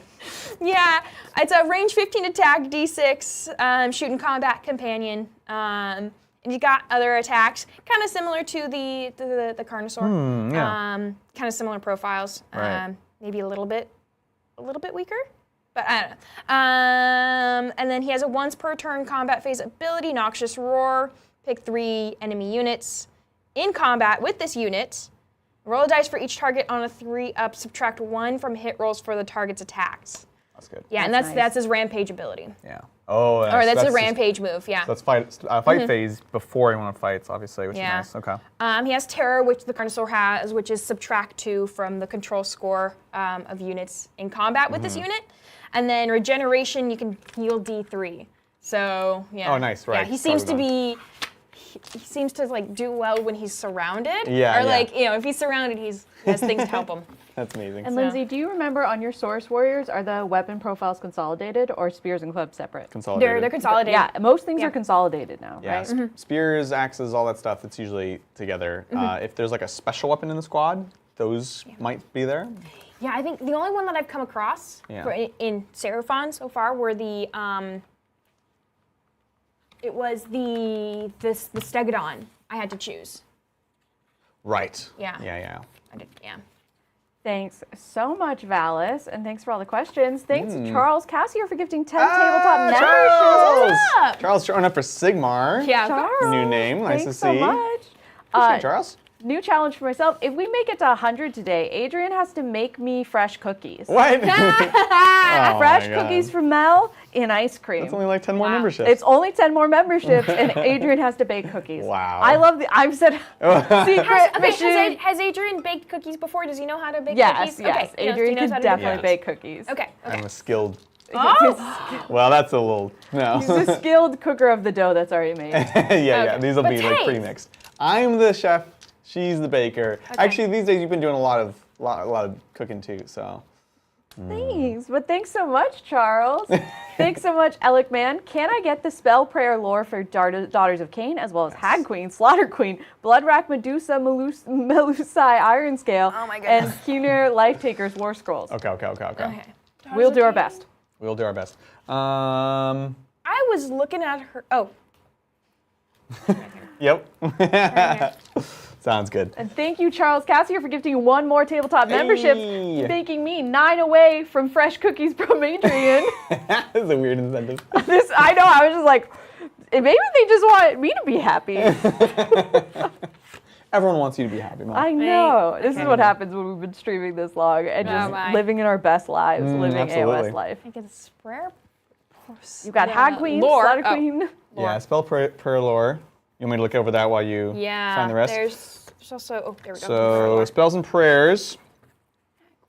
And thank you, Carlos Lamas, for gifting one membership, getting Mel closer to the cookies. Yes. For the cookies! So spell lore, we've got Run and Charge, cast on a 5. We've got Doomfire, which is mortal wounds that scales the more models they have in. And then we have Mind Razor, which is a classic, still +1 rend, and if they charge, +1 damage. That is still amazing. It does cast on an 8, so very, very tough to cast, but I assume little Marathi probably still +1 to cast.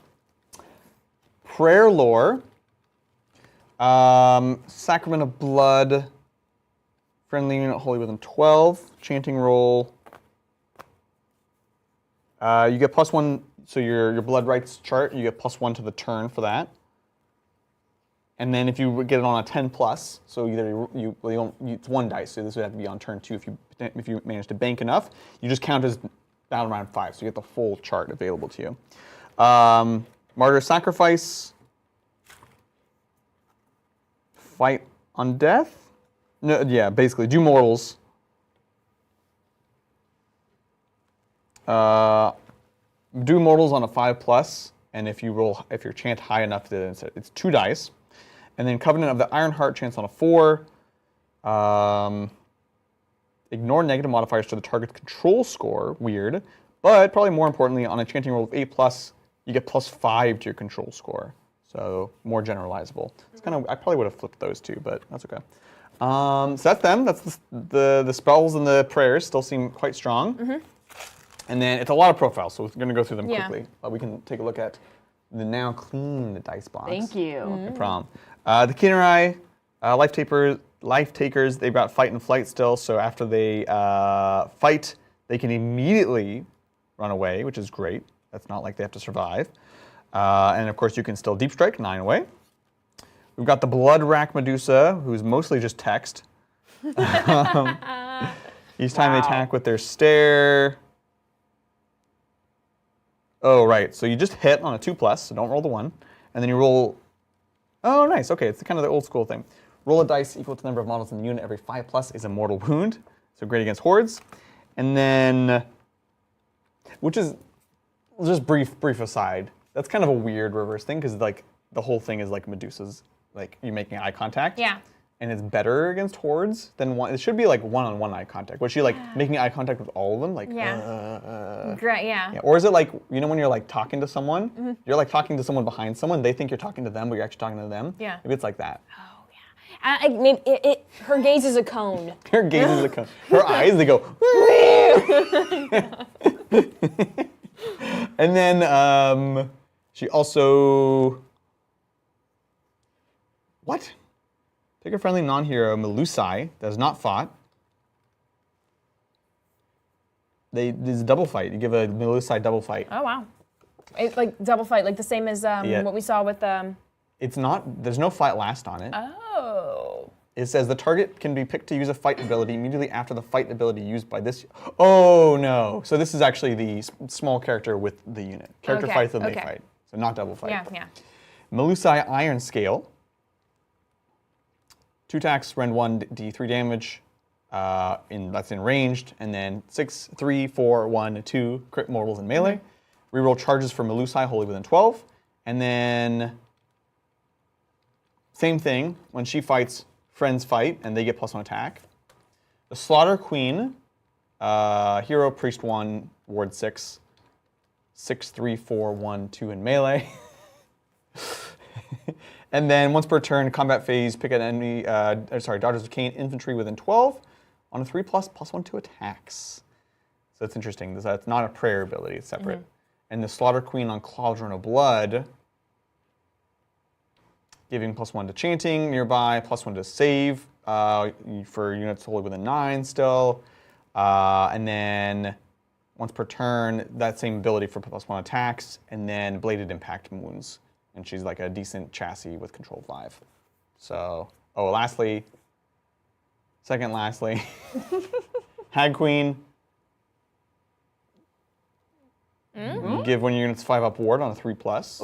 Ooh, we love that. It's kind of important that that's not a priest chant because it's risky still, so 3+. And then Hag Queen on Cauldron of Blood, same thing, just kind of super powered. So the cauldrons are kind of just a big chassis now. So, there you go, Daughters of Kane. So much. Daughters of Kane, beautiful Exciting. models. Can't wait. Right. Interrupt this messaging to tell you cookies made possible by Harbor and Vortex Games, Carlos Lemos, Willow Weeks, Charles Cassier, Carlos Lemos again, and Just Jupiter, the birthday boy. Mel's getting cookies tonight, freshly made by Adrian. Mel's having her best day. I know, right? Best day ever. Best day ever. Thanks so much, y'all. You are amazing. That means 100 new members today. Amazing. So much support for Sigmar. Y'all, we are so excited. Amazing. Thanks so much. Thank you, Matthew Powell. I'm getting into Skaven too. How many Vermin Lords are too many? Should I get one of each? And would getting 2 starter sets be good for getting into Skaven? Should I wait for the Spearhead? Great question. Good questions. Vermin Lords are awesome. I really like the Vermin Lords. The Deceiver has been the bane of the studio. Oh, yeah. He's so good. I hate him. He's amazing. I've been giving him the cloak that heals D3. So I have Thankful that heals D3. I have him that heals D3, and they're both just like absolute bullies. How many is too many? I think as you see in the coming weeks how regiments are built, you'll learn that there is regiments is still drops. So you want to limit how many regiments you have, because that'll determine who knows who goes first. So that's the most limiting factor. I think you could safely run 2 Vermin Lords. You could probably run 3. You're Yeah. stretching. It's probably going to be a lot of points as well. But I think they've been very, very strong thus far, and they're awesome.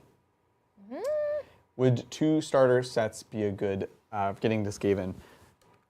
The clan rats are amazing. I think you can't go wrong with that's 80 clan rats? Yeah. I think you want at least 60 Yeah. for like a normal list. You could do no clan rats, you could do more clan rats, but like 60 is solid if you're into clan rats. I'm not totally sold on a lot of the other units in the starter set, to be honest. Yeah. The Jezzails have the same problem they always have, which is like a unit that just sits and shoots is like not super compelling in a game ultimately about movement. The big giant cannon is hilarious, and I want to try it. So would you maybe like a starter set and like a Vanguard box? Yeah. Like how would that, where you don't have the new units, but Yeah. you do have like probably more clan rats. The thing I'm puzzling through is the spearhead comes with more clan rats, and it's the old clan rats, which they're fine, but I feel like I would try not to buy.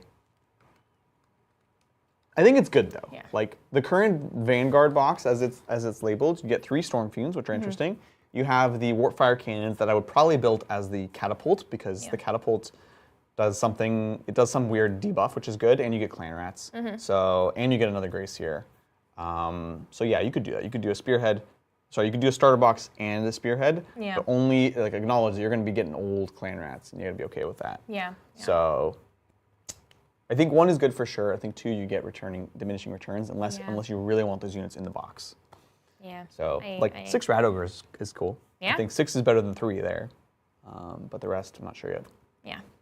Thanks for the question. Excellent. Thank you so much. Thank you. Oh, jumping through these. More Skaven questions. Do Skaven still have a Plague Priest on foot? Says Mechrat 2. Great name for a Skaven player. Great name. All right, let's play Spot the Skaven. Here we go. I didn't put it back. My apologies. It was interesting what made the cut, actually. There are resin units still. Night Runners are in the game. The Gutter Runners are gone, which, fair enough. But like the Warp Fire Thrower is still in the game, still a resin. Or maybe even metal. Oh my gosh. Plague Priest on foot. Let's take a look. Warlock Bombardier. Oh yeah, the Acolyte Globadier is still in the game. Hilarious. Yeah, Rattling Gun still in the game with the old kit. Doom Flare still in the game with the old kit. Oh yeah, the Plague Claw, the catapult, gives the enemy of the unit fight last. Ooh. Very good. Ooh. It's only good on big units, I think. Yeah.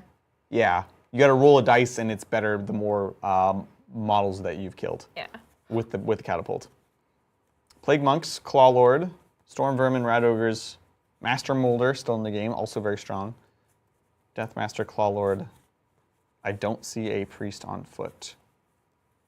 Interesting. Oh. I know. Yeah, I think looks like it's gone.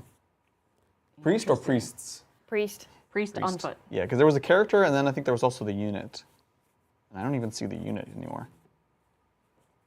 Honestly, I would have rather, instead of redoing the Clan Rats, which I think are a perfectly fine kit, I wish they had redone the Plague Monks, which I think are hideous looking. Such a cool concept, but the models are just so bad. Yeah. So, there we go. Mechrat 2. Thanks so Appreciate much, it. Mechrat 2. Thank That's you, awesome. Willow Weeks. Mel, that's me. What are your Sylvaneth thoughts? Are we still big bug gamers? Are we moving back to trees? Any early favorites? Yeah. I've played quite a few handfuls of Sylvaneth games now, and I think we are still big bug gamers for sure. Big bugs. Tree Lords are beautiful. We all have 18 of them. They are not compelling in terms of at least the games I've played because they don't really, they don't have much synergy with things that I'm loving. Belthanos and Kurnoth Hunters have amazing synergy. Belthanos can do this amazing move that I think you can explain better, Adrian. Yeah, they have there's a few things in the game that have this teleport in combat, which is amazing. The Vermin Lord Deceiver being one of them. Belthanos, as a fight action on, I think, a 3+ or something, can be picked up and be put down anywhere within an inch of the unit that they're fighting. So if you're going against a big squad, you can teleport all the way across, getting onto an objective, getting into like a little support character that's there, can take you into fully new combats. Very, very powerful ability. And it also gives you that run and charge. Run and charge on 3 units. Yeah. So what I am having a debate, but I'm debating between 2 different types of list. One is Kurnoth with Scythe, Kurnoth with Bows, Belthanos, and that core unit with like Sprite Rider Lancers, my Beetle Boys. And then either running Alariel, who hits like a truck. Yeah. Lindsay has been hurt many times by Alariel now. Alariel. Or running Lady of Vines, who can give a 6-up ward to everyone within her. 5, right? 5-up ward. Yeah. She's And nuts. she essentially is she's a moving Awakened Wildwood. So Yeah. she's great. So I'm really struggling to take that comp or to take Alariel just because I am obsessed with Alariel. Yeah. I was kind of hoping Alariel would be Buns so that I could have an easier time list building. Fun fact, Alariel's not Buns. Tree Revenants are also, I think, an auto take at least one because they uppy downy. Yeah, that flexibility is so important. It's amazing. I was really feeling the lack of that this game. Yeah. Yeah. You've played a lot of games against Sylvaneth right now. Do you? I agree with you. Yeah. I think you've played with a couple little minimum units of Dryads, and you've had some success. They're an easy thing to put up turn 1 if you need to go in the middle, and you don't really care if they die. But generally speaking, yeah, it's these other big bugs. It's not. It doesn't feel like it's going to be Tree Lords, unfortunately. No, and I love putting my Kurnoth with Skice in front because they want to be charged. Yeah, the anti-charge is great. They have anti-charge, and so what I was originally doing was putting Dryads in front, but rather just put Kurnoth with Skice, and then I'll take you out. Right. So that's what I'm running, Willow. Curious to see what you think. Absolutely. And Mel, I think you are going to be playing the next game. I am. Yay! Have we announced that? No. Now we are. Yeah, of course. Congrats. Yeah. I'm playing Sylvaneth against. Against something. Sylvaneth are going to be the next ones on. Next, not tomorrow, but a week from tomorrow. Yes, a week from tomorrow. Not next Monday, but the Monday after. I will be playing, and you should come look at them because they're pretty and beautiful. They're beautiful. I might actually have a done army, maybe. She also painted up a bunch of stuff yesterday, like I know. so quickly. You did like 9 Kurnoth. 9 Kurnoths and 10 Tree Revenants. Yeah, Dang, so fast. nice. Yeah. I mean, you did this guy really That was quickly. like an evening. Yeah. Yeah. I've gotten them down. And it I've looks gotten great. them down. Yeah. So that's what I'm thinking, Willow. Even though I have, I think, 90 Dryads that will. I know. used to no more oops all Dryads. But thanks so much. Thank you, Carlos Lamas. Afternoon Titans. As a Seraphon player, congrats to. Spoiler. That's all good. Do Seraphon maintain lots of teleport shenanigans in 4th? I missed most of the game till the end. How did Saurus do? No worries.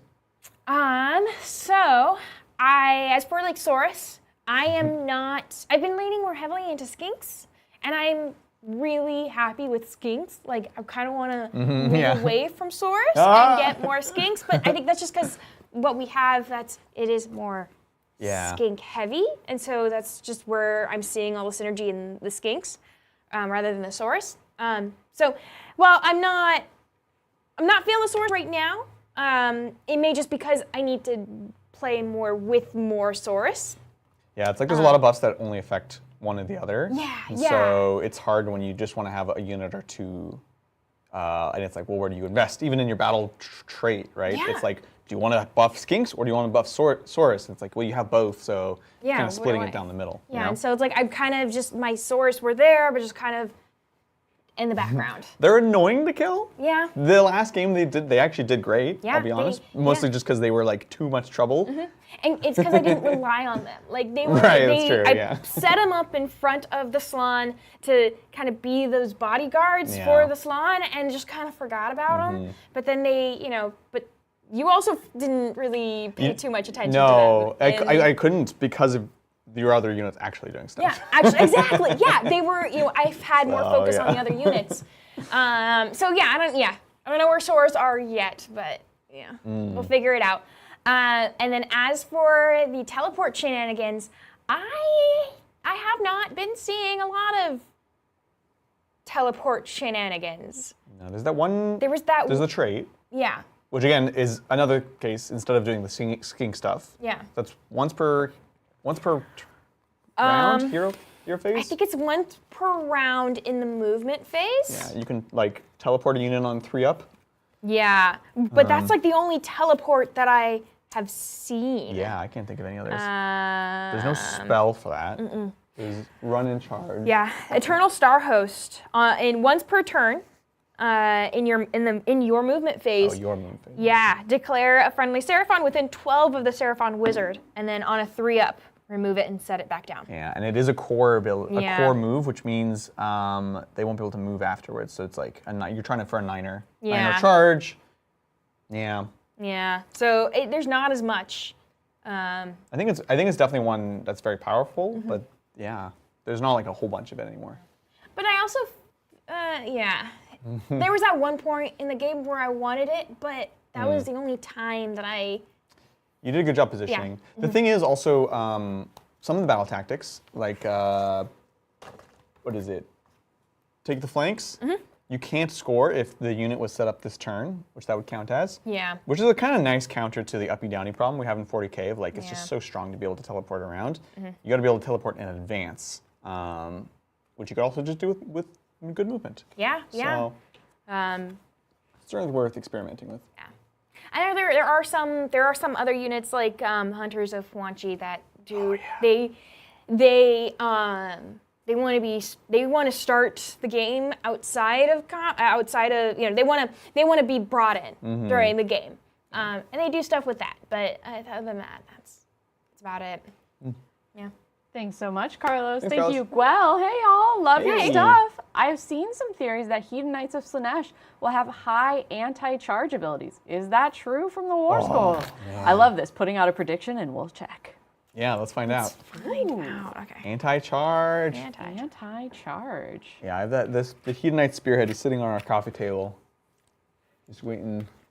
You know, our coffee table that's pushed to the side for our full hobby table. That's now where our coffee table was. Yeah, right. There's a problem. The Phillips household is filled with Sigmar right now. Sigmar everywhere. Right. Lindsay's going to be house Thank sitting you. for us. Should we just keep the hobby table up for you to use? Yeah, it's fine. I don't got anything to do during the week, so. Perfect. So right off the bat, Sigvald Sigvald! the Buddy, Magnificent. what's up? God, How he's you so doing? pretty. So if he charged, he has strike first, which makes him an amazing counter charge. You will have to literally counter charge, but that's good. Let's look at the battle formations abilities. Extra rally. Cavalry can. Ooh. Oh. Cavalry are able to follow, retreat, and charge, and they don't take mortal wounds when they retreat. Ooh, nice. That's amazing. +1 to hit. Oh, for Sybarite infantry, if they are damaged or had any models killed this turn. That's awesome. Okay. And then how do the temptations work? While a friendly unit has the euphoric keyword, they have crit 2 hits. They can run and shoot or charge in the same turn. Question is, how do you become euphoric? Well, let me tell you. Start of the round, you pick up to 3 Hedonites units to be the targets. They have the euphoric keyword for the rest of the round. So you just pass out exploding hits or run and charge. And then, in addition, for each friendly unit you pick, give your opponent 1 temptation dice. Your opponent can use 1 temptation dice to replace 1 wound save, 1 ward, or 1 run roll for the unit with a 6, or they can use 2 temptation to replace 2. That's right. Each time they use the temptation dice, they must roll it. On a 1 to 2, it does D3 mortal wounds on the unit for which it was rolled. And then, that's right. I remember reading this now. It seems very. Giving your opponent 6s is on like key rolls, like runs or saves. Yeah. I don't like that. Anyways, you find anything? Yeah, I found 3 units that do deal with charge. So first off, the Slick Blade Seekers. You can re-roll charge rolls for this unit. It also does damage on the charge. Mortal impacts. Same with Hellstriders. They do damage on the charge. They also, if this unit charged this turn, subtract 3 from the control scores of enemy infantry units while they're in combat with this unit. That's cute. So kind of like that. This one's re-roll charge. This one's if they do charges. And then this one, the Slick Blade Seekers. Oh no, I already read that one. The Symbaresh Twin Souls. They don't want to charge. If this unit did not charge this turn, it has a ward of 5 up when so it's they in want to combat. get charged. They want to get charged. Okay. Yeah. So yeah. That's cool. I like That's that, interesting. honestly. Yeah, there's another case of you can get fight first if you charged. So it's not a ton of counter charge. It's more like you want to be doing the charging. Yeah. Which, because you can counter charge, does help it. In the literal counter charge sense. Weird army. I'm a little nervous about those temptation dice, but I'd love to play this faction. So cool. Oh, Sigvald, Thanks, so Quill. beautiful. He's fabulous. Okay, sorry. He's the only Hedonite mortal we have painted. He's just because he's beautiful. Yeah. Thanks, Gwel. Awesome. Thank you so much, Gwel. Thank you. Sorry, I was trying to read this. ASD Fa 3211. Hey. Hi, could we please see the Vermin Lord, Corruptor, Screaming Bell, and Plague Monk's War Scroll? Thanks. No problem. And y'all, right now, that's my last super chat in the queue, so if you have any more questions, send them in. Let us know, so we'll close it out otherwise. So Vermin Lord Corruptor. So ASDF AWE 3211, clearly a Pestilence fan. So let's take a look. Corruptor, I remember being interesting. Like all Vermin Lords, move 10, 13 health, 5 control, 4 up save. He's got, like all Vermin Lords, a pretty awesome melee profile. Plague Reapers, 8 attacks, hits on 3s, wounds on 2s, 2 rend, 2 damage, and crit auto wounds. Once per turn in any combat phase, you can pick up to 3 enemy units in combat with this unit. You roll a d3 on a 2+, they take that many mortal wounds, and the Corruptor gains a ritual point, which is funny. So remember, he is a priest. He has a 5-up ward inbuilt, which again, all Vermin Lords have. And his once per turn ability in your hero phase is if the unmodified chanting roll for a Pestilence Priest this phase was a 6, pick one of the following effects to apply. The Crimson Wheel Curse, the Never Plague, or the Undulant Scourge. The first picks an enemy unit within 13 to be the target. For the rest of the battle, each time they move, they use a move ability, inflict D3 mortals on it after they have done that. The Never Plague is for the rest of the battle, you can re-roll chanting rolls for friendly Pestilence Priests. And then the Undulant Scourge, pick a visible enemy unit within 13. Just do 2d3 mortal wounds. Very interesting. Unmodified chanting roll for a friendly Pestilence Priest this phase was 6. So really you need to, you can hope someone rolls a 6, but really it feels like you need to bank up. So like turn 2, you can guarantee this, and then probably unlock your re-rolling your chanting rolls first, so that you're kind of supercharged and you're kind of getting the engine moving. And then after that, the move one sounds funny, but you probably just do D3 mortal wounds rather for the rest of the game. He's okay. He's not my favorite that I've seen. Yeah. Screaming Bell, Plague Monks. Let's take a look.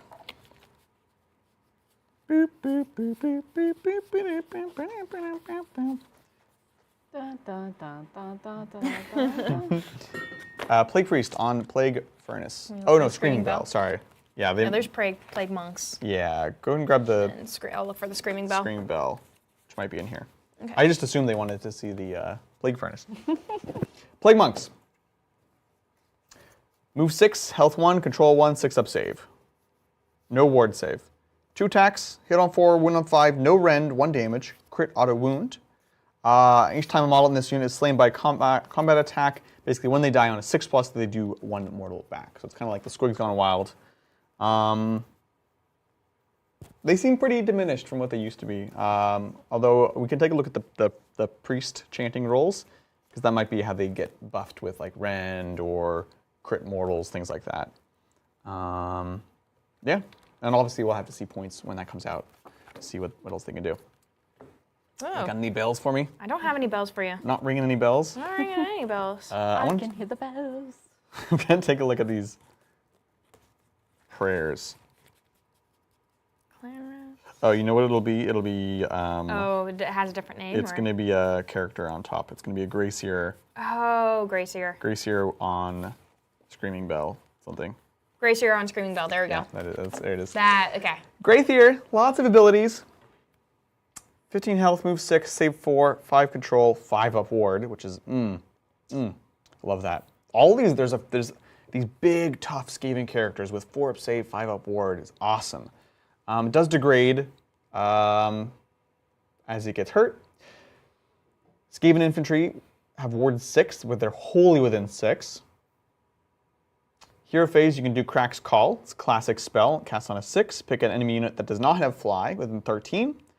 And if you exceed their, that's right, this is classic. If you exceed their movement characteristic, they take a number of mortal wounds equal to the difference between the casting roll and their move characteristic.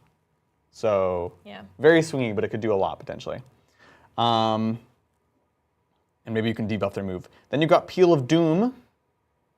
Just a hero phase ability. Roll a dice. You roll a dice and you do the thing on the chart. On a 1, you take D3 mortal wounds.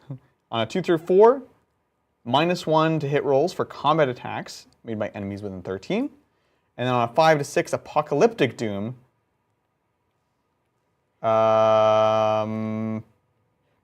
Each enemy unit within 13 on a 2+ takes that many mortal wounds. That's amazing. And then we can pop up the dice cam so y'all can see the profile there. Just a lot of a good amount of attacks with some rend and good damage. I'm honestly a fan. I like this a lot. And it is a character, so you can of course give it a enhancement as well. Yeah. So you could have it, I don't know, heal D3 every end of every turn. Excited for this next one. Thank you, Jacob Hoey. Hey, gang. Can we see the eels and turtle scroll from Idoneth Deacon, please and thank you? Yeah, eels and turtles. Eels and Turtles. This is gonna be exciting. You can just let the little turtle hold it. Oh, so cute. One of my best friends hanging out there. Right? Yeah, eels? That looks like Or spirit. those are, That was a spearhead. oh, spearhead. See how she knew at a glance. Thank Because of the new Because formatting. of the formatting, I could see from over here she grabbed the wrong card. Turtle? Yeah. Eel. Eels. There's two kinds of eels. 2 kinds of eels. There we go. So Leviathan, 16 wounds. Yes. He's 10 honky. 5. That is a lot. That's actually the most we've seen today. How much was it? 16? Oh. Remember when she said 14 wasn't a lot, by the way? Yeah. Yeah. Oh, 3 yeah. up save. Yeah, that's right. 5 up ward. Oh my. Yes. This is tough. Does degrade. Once per turn, any charge phase, you have Crushing Charge, so this is the Rampage. You pick an enemy infantry within 1 after you've charged, and on a 3+, you do that many mortal wounds, and you get +1 if they have 10 or more models. Nice. So it's like a good impact hit. Yeah. Passive is Void Drum, still 5 up, ward safe to friendly Idoneth Deepkin units, wholly within 6. Okay. So you got to stay tight to the turtle, Yeah. but that's very cool. Nice. And then we can pull up the profile for folks at home. Ranged attacks consolidated, as you can see, 4 shots, 3, 2, 1, 3 damage, and anti-monster through +1 rend. And then in melee, 7 attacks, 4, 2, 2, 3, crit mortal companion, and then some stupid harpoon attacks, which are actually not bad. I don't even have That's a the great how to profile. on it. Wow, so. yeah. Wow. And then we've got the 2 types of eels, of course. The Morsar, which are the Voltaic Blast ones. +1 damage on the charge, as base Nice. Gala Cavalry have. Yeah. Anti-infantry +1 rend. And then let's see how they do the Voltaic Blast nowadays. If they charged, enemy unit within 1, roll a number of dice equal to the number of models in this unit. For every 4 to 5, 1 mortal on every 6 D3 mortal, and +1 to each roll if there are more models in the target unit than this unit. Weird. So really, it's if you're going on ideal circumstances, 3 to 4, it's 1 mortal wound. 5 up, it's D3 mortal wounds. Okay. So you really want to get those ideal circumstances. Still 4 wounds, move 14, 4 up save, 1 control. Other eels, the Schlaen Guard, same base profile. They're getting +1 rend, but not +1 damage, because these are the defensive ones. They still get the 5 up ward in a turn in which they charge. And then their combat ability is pick an enemy unit in combat, roll a dice on a 3+, -1 attack to them. Interesting. I think I don't know. I feel like I almost just like the Morsar Guard better. That's Yeah. where I'm Yeah. leaning. Because like the defensive guys, they still have to charge. Yeah. And it's like charge in to like what, not do damage? Yeah. And then in the next turn they And just don't die? charge. Yeah. So interesting. Yeah. But very cool, honestly. That makes me excited for Idoneth. I am super excited for Idoneth. Can't wait to get them on the table. Yeah. Thank you so much again, Gwel. Curious how good elves and Dwarden in cities look. Great question. Elves and Dwarden. We had cities out. Cities. Cities. I'm curious if they're in these books. Yeah, Elegman's right. You can countercharge with the eels, but they don't really have a fallback and charge, at Yeah. least from what I've been seeing. No, they probably do. They probably have. You probably have that one turn of it, Oh yeah, depending on the tides. but like, that's a lot of work. That's a Yeah. lot of work, yeah. Yeah. All right. I mean, they still have the Charybdis, which is an ancient model. Scourge Run. Black Ark Corsairs are still in? What the heck? That's awesome. They have shields that reflect mortal wounds, which is cool. The Black Ark Fleet Master. I just want this model for conversions. Oh, the sick. hair. Look at Oh the my hair. gosh. This is classic hair. I guess we could go to the backside. This is classic fabulous hair. Yes. Yeah. I would like to imagine whenever he's not, he doesn't have his sword out and he's Yeah. just standing there idle, he's like running his fingers through Oh, that yeah. hair. So He's like, cool. The comb of his handle on his sword is a comb. So Really? emo. No, I just think it should be. Oh, it should be. Look how excited she was. Really? She was like excited and annoyed I at the same believed time. it. No. Hey, after seeing Sigvald, yes, I believe it. Right? Assassin, 6 attacks, 3, 4, 1, 2, crit, anti-hero for +1 rend, crit mortals, and he does have strike first if he charged, which is cool. And they have like a super protection where if they're next to a bigger unit of infantry, you just can't be seen. Yeah. Like enemies don't see you. The Drake Spawn Knights. These canonically used to be Saurus, actually. Oh. Very standard cavalry bodies, Yeah. +1 damage on the charge. +1, Yeah. yeah. Dark Riders. These are the crossbow dudes. +1 damage on the charge. 2-shot crossbows with exploding hits, impact hits. No. End of any turn on a 3+, they can do D3 mortal wounds and retreat for free. So that's kind Wow. of cute. Okay. They still got the Dreadlord on a black dragon, which is hilarious and ancient. Look at that dragon. Oh my gosh. Look at those teeth. Yes. Yes. Oh, that's a long neck dragon. Right? He gives +1 to charge for all Cities of Sigmar Elf Cavalry, wholly within 12. And he's got Indiscriminate Slaughter to do D3 mortal wounds. They've got the Drake Spawn Chariot doing impact hits, +1 damage. Dark Shards, classic. Anti-infantry for +1 rend. It's good because they don't have rend at all. And if they don't move, they get +1 attack. So it's 3 shots each, which is not bad. Executioners, now that's a cool model. Oh, okay, I like this. So 2 attacks, 3, 4, 1, 1. Crit mortals. It's important because in turn in which they charge, they get crits on 5s. So on 5s, they're just going straight to mortals. And I bet there's some cool buffs you can put on them too. Yeah. So that's awesome. Yeah. Bleak Swords, no rend, but crit 2 hits, lots of attacks. Yeah. There's actually a lot of, they kept so many of the Dark Elves, Jesus. Sorceress is even in here. Wow. Dwarden Wise, Gyrocopters are still in here. 5 shots, 4, 3, 1, D3 damage. If they fly over, they do mortals. You got the Cogsmith still. Giving +1 to hit for up to 3 Gyrocopter Gyro Bomber units. The Iron Drakes, single shot, 3, 3, 1, 1 anti-infantry +1 rend. And then Yeah, they can do some mortal wounds if someone's close. The Iron Breakers look like they have their pistols. They have a 3-up save, which is nice. And then they have there's the Hold the Line order, which gives a 5-up ward. They have a 4-up ward. There's still only 1 health, so I'm not entirely sure.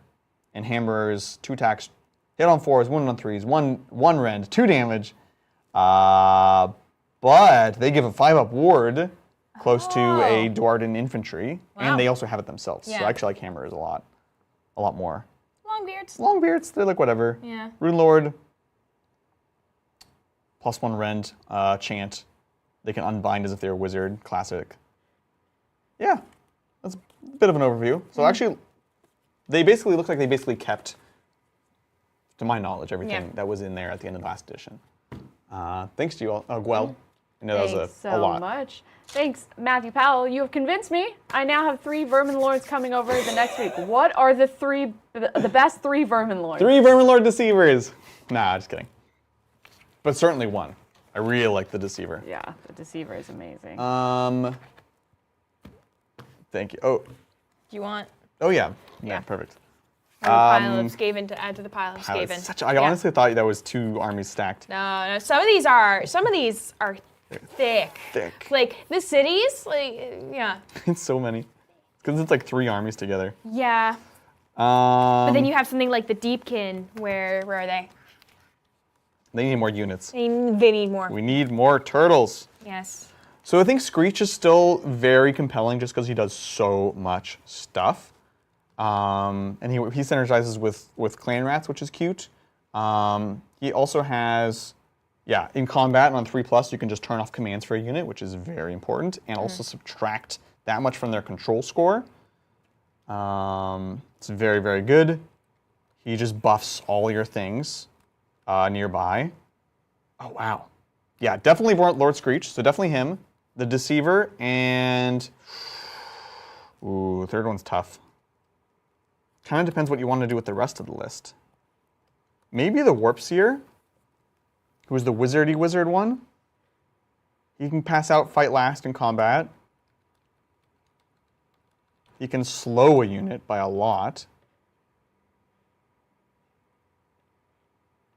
Yeah, maybe the Warpseer. I don't know. I'd say the first, definitely Deceiver, definitely Vermin King, Screech, and then the rest is kind of a flex pick. But I think Warpseer is interesting. I just want to look at the Warpseer. Hold on. Bonus question. Yeah. Oh no, she's talking about me. Oh. You guys are out of sync. Yeah. First you're tricking about the comb. My bad. My bad. There's a lot going on over here. Right. How's chat doing? Chat is doing great. Chat has lots and lots of questions. Super excited. Yeah. It's been fun. It's nice that we finally get to share this. I know, we've been 'Cause, dying. For a while it's just been can't say anything. The Don't tell worst has anyone. been everyone being like, when are you gonna go play Sigmar? And like we can't tell them yet that we are, and they're like, they're just gonna play it once. I'm like, oh, you have no idea how much Sigmar is coming your way, my friends. It's a fair question because obviously all the channels want to cover the new stuff, and it's like, okay, are you just going to do this while it's like launching, or are you really trying to do it? Like, we really want to do this thing. We're doing it. But thanks so much, Matthew Powell. Thank you, Nodarb24. Can we see Archaon? Is Archaon in? There we go. Slaves, Slayer of Kings is still there, by the way.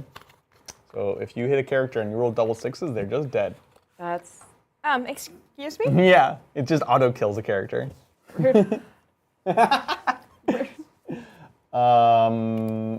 You pick a mark for him, and so you have that. I think he doesn't get all the marks, but you pick one, and he'll kind of get that bonus, which is cute. I would expect him to be expensive, because he does a lot of things, which we'll look at momentarily. His ability to predict. It used to be you basically know who's going to win priority next round. He still does that, but it's like all public knowledge, because I think it used to be secret, or at one point in the game it was secret. You would like put it under a cup and then be like, is this your card? He's got like the very Yes, it is. It's the we were very looking at last him, one. Archaon! Mel, sorry, more wounds than the turtle. 25 health. 25? 25. Calm down, Archaon. With the 5-up ward, by the way. Calm down, bud. He's so cool.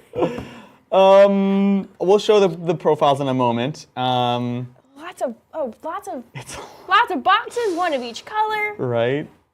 Yeah, double sixes auto kills. Once per battle in your hero phase, roll a dice. Yeah, you basically just you can just in your hero phase know. You can publicly determine who's going to have the next priority roll. Oh my gosh. It's just 1 to 3. Your opponent must take it. On a 4, 5, 6, you must take it.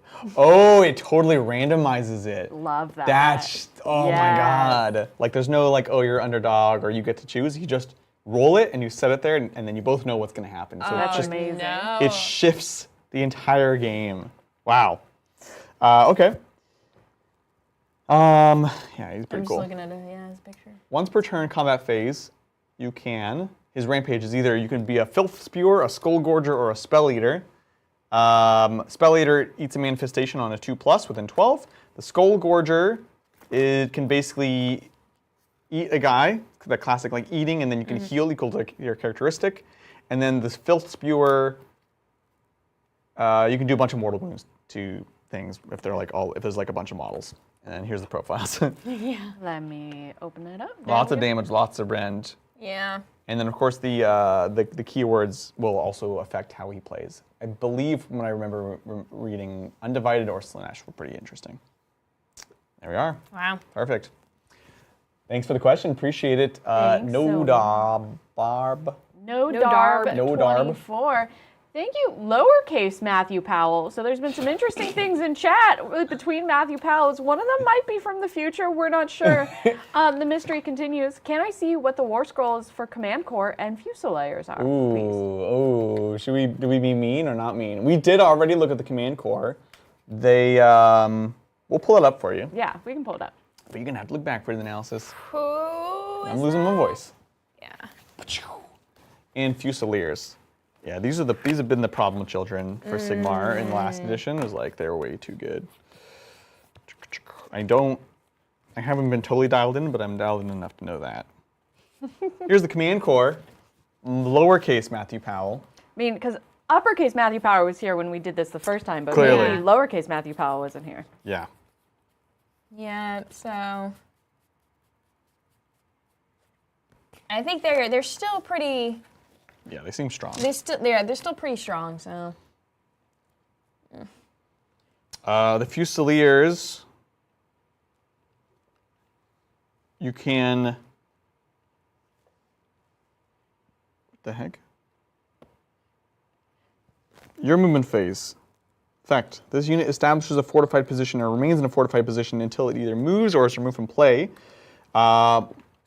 Enemy units get -1 rend when attacking them while they're in fortified position. This is the shield guys, gun guys. Passive, they have a black powder squire. Every time this unit uses a shoot ability, if the black squire is on the battlefield, reroll hit roll of 1. If they reroll, oh right, this is cute. You reroll hit rolls of 1, but if a hit rerolled from a 1 into a 1, the black powder squire dies and then you lose the ability. That's cute. yes. And then while you're fortified, there's 2 profiles basically, and we'll pull it up here. So you can see fortified and non-fortified. So fortified gives you an extra shot. Okay. But the mobile version lets you shoot in combat. Yeah. All right. The glare on that, you managed to glare out the whole thing. There we go. I was like, that's impressive. And what's the highlighting on the profiles? So is it, so I can see that the bottom one is highlighted and It's just the columns the rows. Yeah. So it's this or this. Yep. And they just do this to make it more legible, which is nice. Which Yeah. we love. And you guys will see more about that when we see future documents. Oh, there you go. It's not Awesome. Skaven. This is also not Skaven. Perfect. Thanks so much from the future Matthew Powell. Thank you, you. Connor Stevens. Can we see the Marshal on Griffin from Cities? Oh, cities. Don't put those away. Don't put those There you go. away. Marshall on Griffin. Let's go. And while you're doing that, much love to David Hall for gifting 5 tabletop Hey, memberships. thanks, David. Thank you. Appreciate it. I Appreciate was the like, support. what should Mel get next? And someone's suggesting that at some point Adrian's gonna have to go milk a cow Milk a cow. to give Mel fresh milk for her I cookies. know, right? Jeez. Y'all are amazing. Oh Thank my you god. So much. Oh wait, this is Battle Mage on Griffin. Look how this guy looks like he's Yeah. from like WoW. Yeah, he Wow. does. Look at that. Yeah, look at him. This giant, wild, two-headed griffin, and he's got like a little eagle hat. Yeah. Little griffin like hat. a giant beard to like. Yeah. He's ridiculous. He is. Um. Oh my gosh, two-headed griffin. Where is this, bub?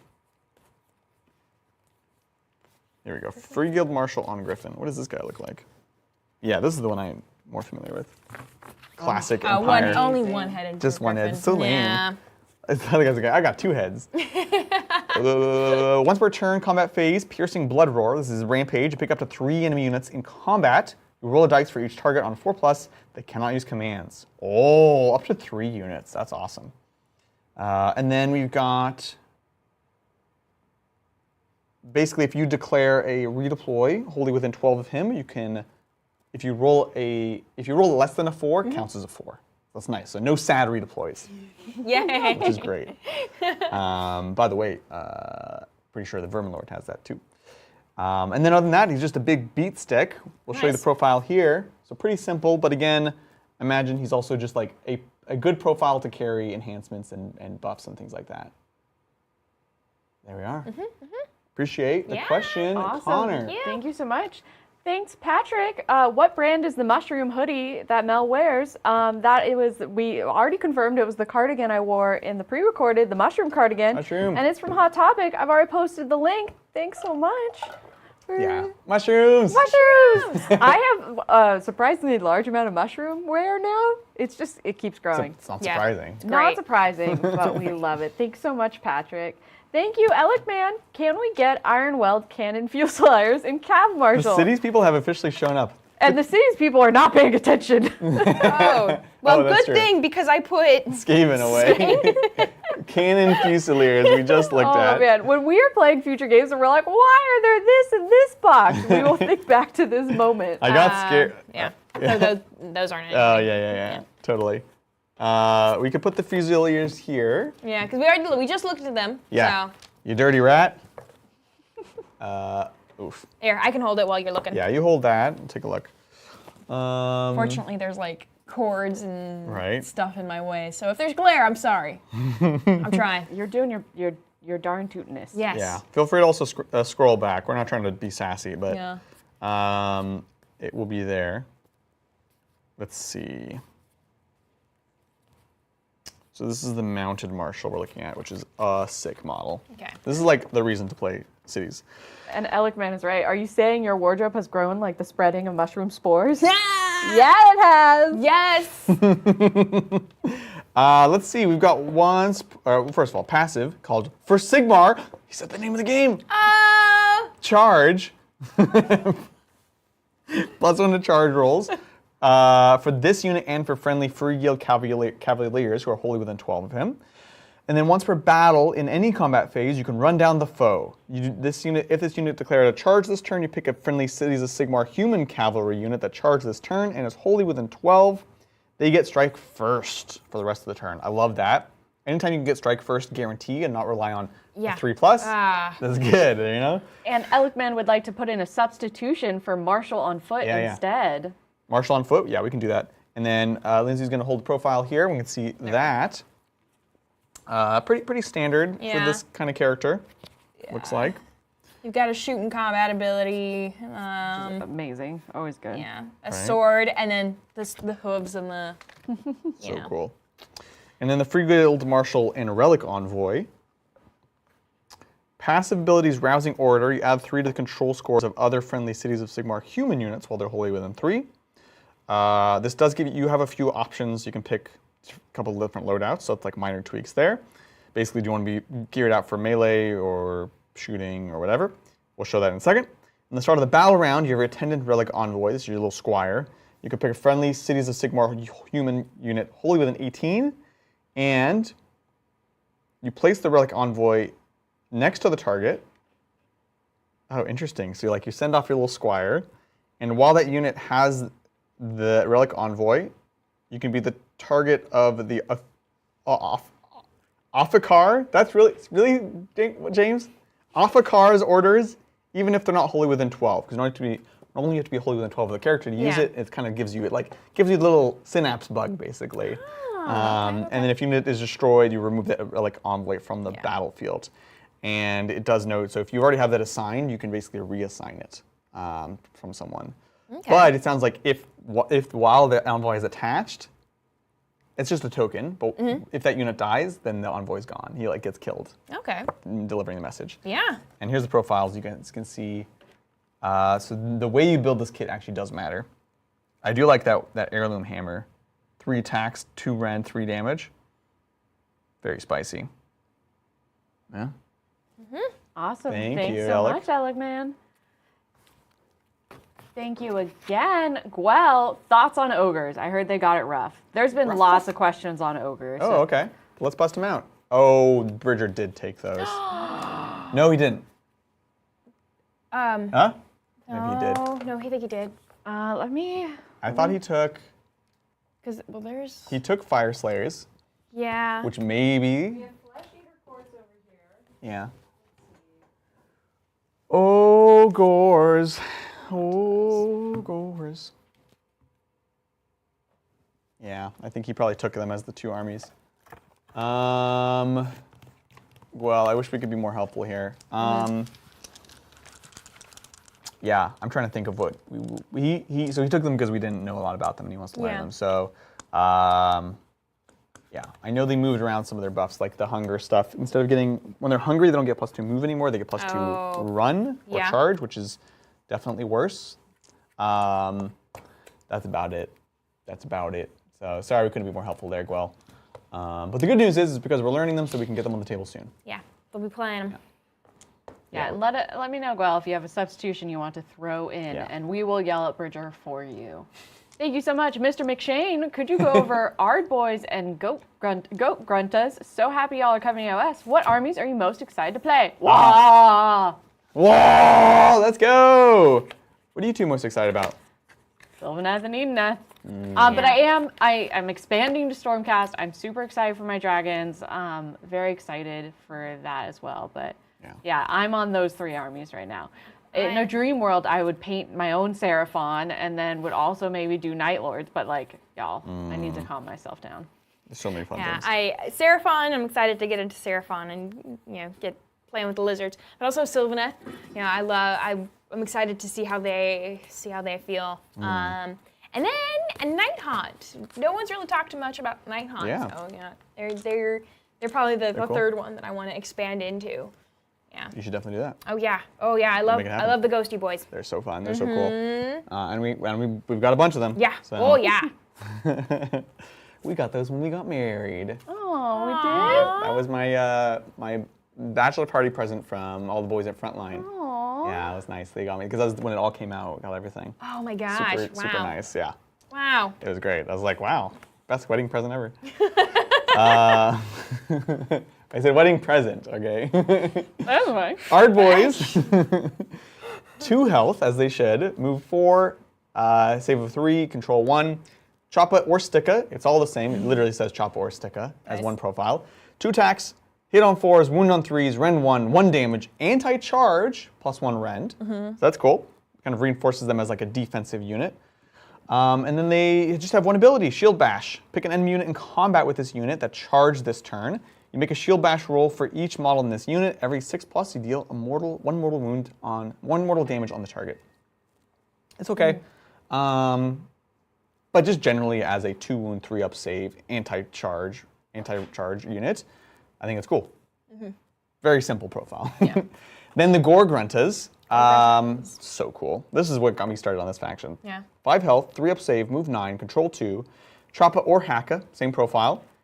3 attacks, hit on 4s, wound on 3s, 1 rend, 1 damage, and anti-cavalry +1 rend. Ooh. Interesting. Ooh. Oh, and then the Grunta Tusks, those are the things that get +1 damage.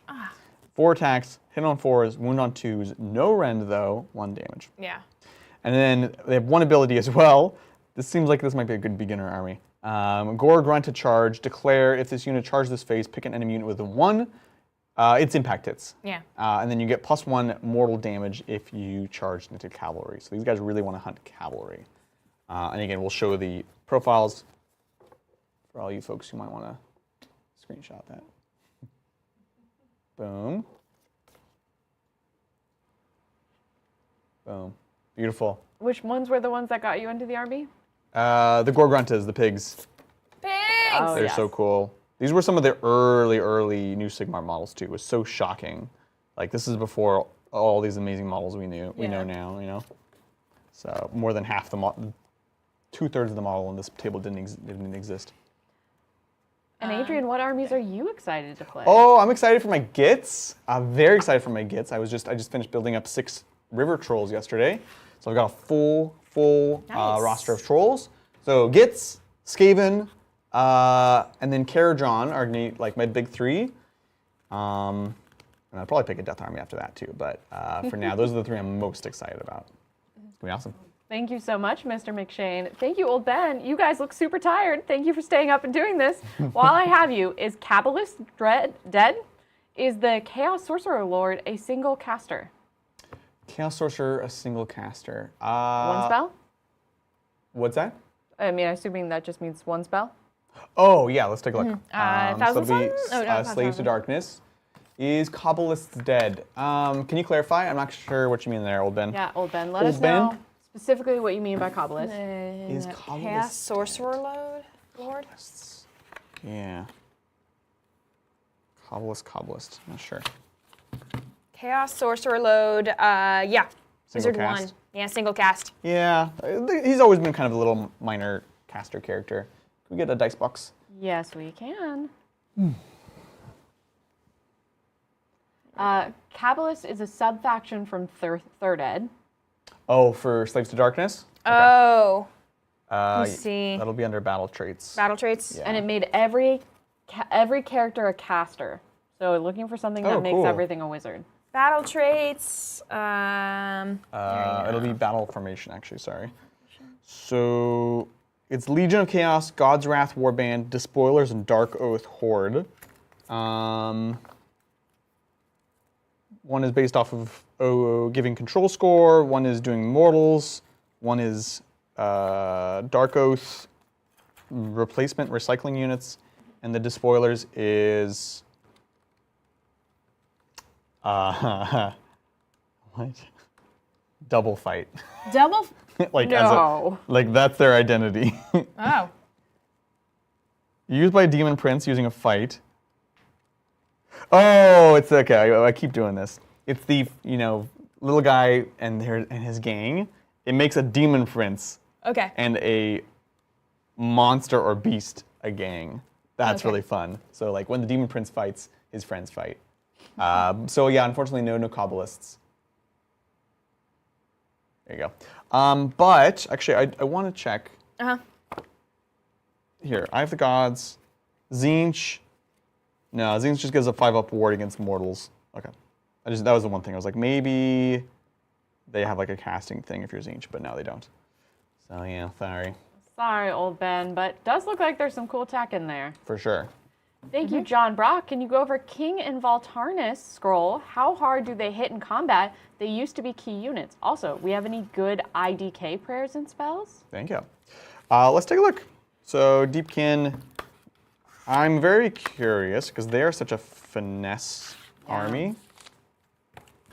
When they're balanced. When they're not balanced, it's just like cowbunga. And That's how I got into them. Yeah, when it was cowbunga eels. right. And they're like, no, you need to be all about the tides. And I was like, I just want to hit you. You gotta time it.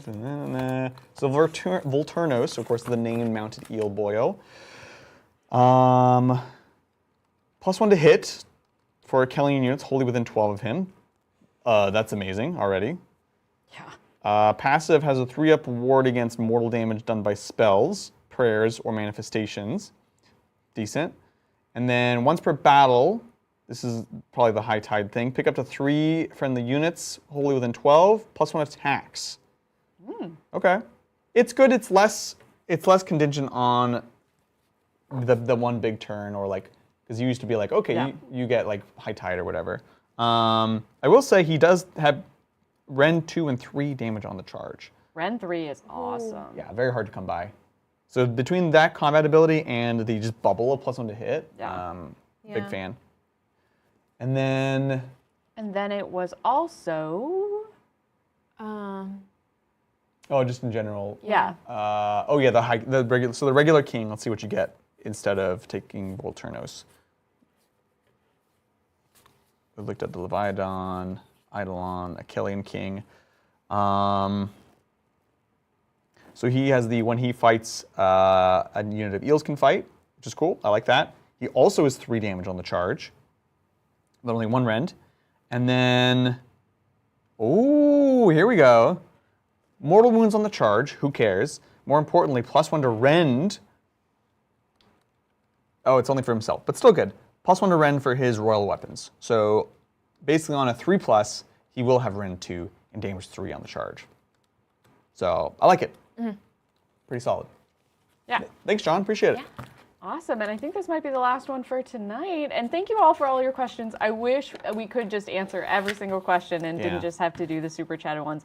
But also, I need to eat. Yeah, it's already, we've been here for almost 7 hours now, so we'll eat, including setup. Yeah. Loving it, but thank you all so much. And we're going to be doing content all the time, so this is just the beginning. Just the beginning. So thank you so much, Steve. And again, Dr. Mel, have you considered an all-shark Idoneth army? Sharks are pretty awesome, especially when they're in space, but even water sharks are great. Have we pulled the shark profile yet? You were too fast. Because Lindsay closed it. But I have a large amount of eels. I have a small contingent of sharks, but not a full contingent of sharks. Fix that. And I dream of an all turtle army. That'd be amazing. That'd be cool. The problem is because you have so many eels, it's hard to get the bundle packages because they all come with more eels, and it's like we don't need more eels. I know. You know? The tree lord problem. The tree lord problem. More trees. So Achillean Alapex. +1 attacks as jaws while it's close to a damaged unit, which is cute. Bloodthirsty predators. Shooting phase ensnared, pick an enemy monster or cavalry that had damage done to it by their shooting attack, which is of course the harpoon, so you harpoon them. And they get +1 rend against either monster or cavalry, depending on which profile you pick. And then on a 3+, -1. Oh, that unit's -1 to charge. I don't like that. Yeah. It's cute at best. In combat, I don't know, Stephen Winham. They're okay. Yeah. We can look here. 8 health, 4 up save, no ward. They have a lot of stuff. The eels seem better so far, but I would have to run them. Yeah. You can 3 rend against monsters is pretty spicy. Yeah. So. Is it -1 dice, not -1? Good catch. It's -1 dice. That's good. That's wild. Very okay. Good. Okay, Jacob. Okay. Okay. Thank you, Jacob. We're back on board. We're bound. That makes one of these almost not a take then. Yeah. Yeah. That means if you're 3 inches away, you fail a third of the time on your charges. Oh my gosh. If you're Lindsay, 100% of the time. 100% of the time on your charges. Very, very strong. Awesome. Well, I think that is everything, y'all. Love it. Thank you so much for all the love. We greatly appreciate it. Again, this is just the very beginning of Age of Sigmar. They haven't even revealed everything yet. This is just what we're allowed to show you all today. So, of course, let us know in the comments below your love, support for Sigmar. We're excited. We're going to be doing it every single week. Starting today. Next game will be next Monday. It's going to be Sylvaneth versus something. I'm not going to hard commit just yet. But definitely tune in for that. It'll be in the evening, 6 p.m. Pacific Standard Time. We will try to do some shows in other time slots. That's why, again, why we're not committing truly to Sig Mondays, because frankly, we want to share Sigmar with everyone. So we'll be kind of moving it around. But just keep your eyes peeled for the weekly schedules. This upcoming week, there's no Thursday show. There's no hobby, there's no game for 40K because it's going to be holiday here for us at the studio. We're going to be spending time with family and chilling. But otherwise, join us on Tuesday for a members game. Join us on Saturday for a 40K game, and we're very excited for it. It's been a lovely day. Yes. Amazing AOS day. Thank you all so much. Welcome to the 100 new members. Yay! Come hang out with us, and thanks so much. And if you just being here is amazing, liking this video is amazing. It really helps us know that we can keep doing 40K and AOS content. Yeah, exactly. This is not going to subtract from 40K, but we do want to have it be additive, and the way we can do that is with memberships and super chats and all that love and support. So thank you. With that, folks, thanks so much for hanging out with us. We'll catch you very soon on the tabletop. Bye.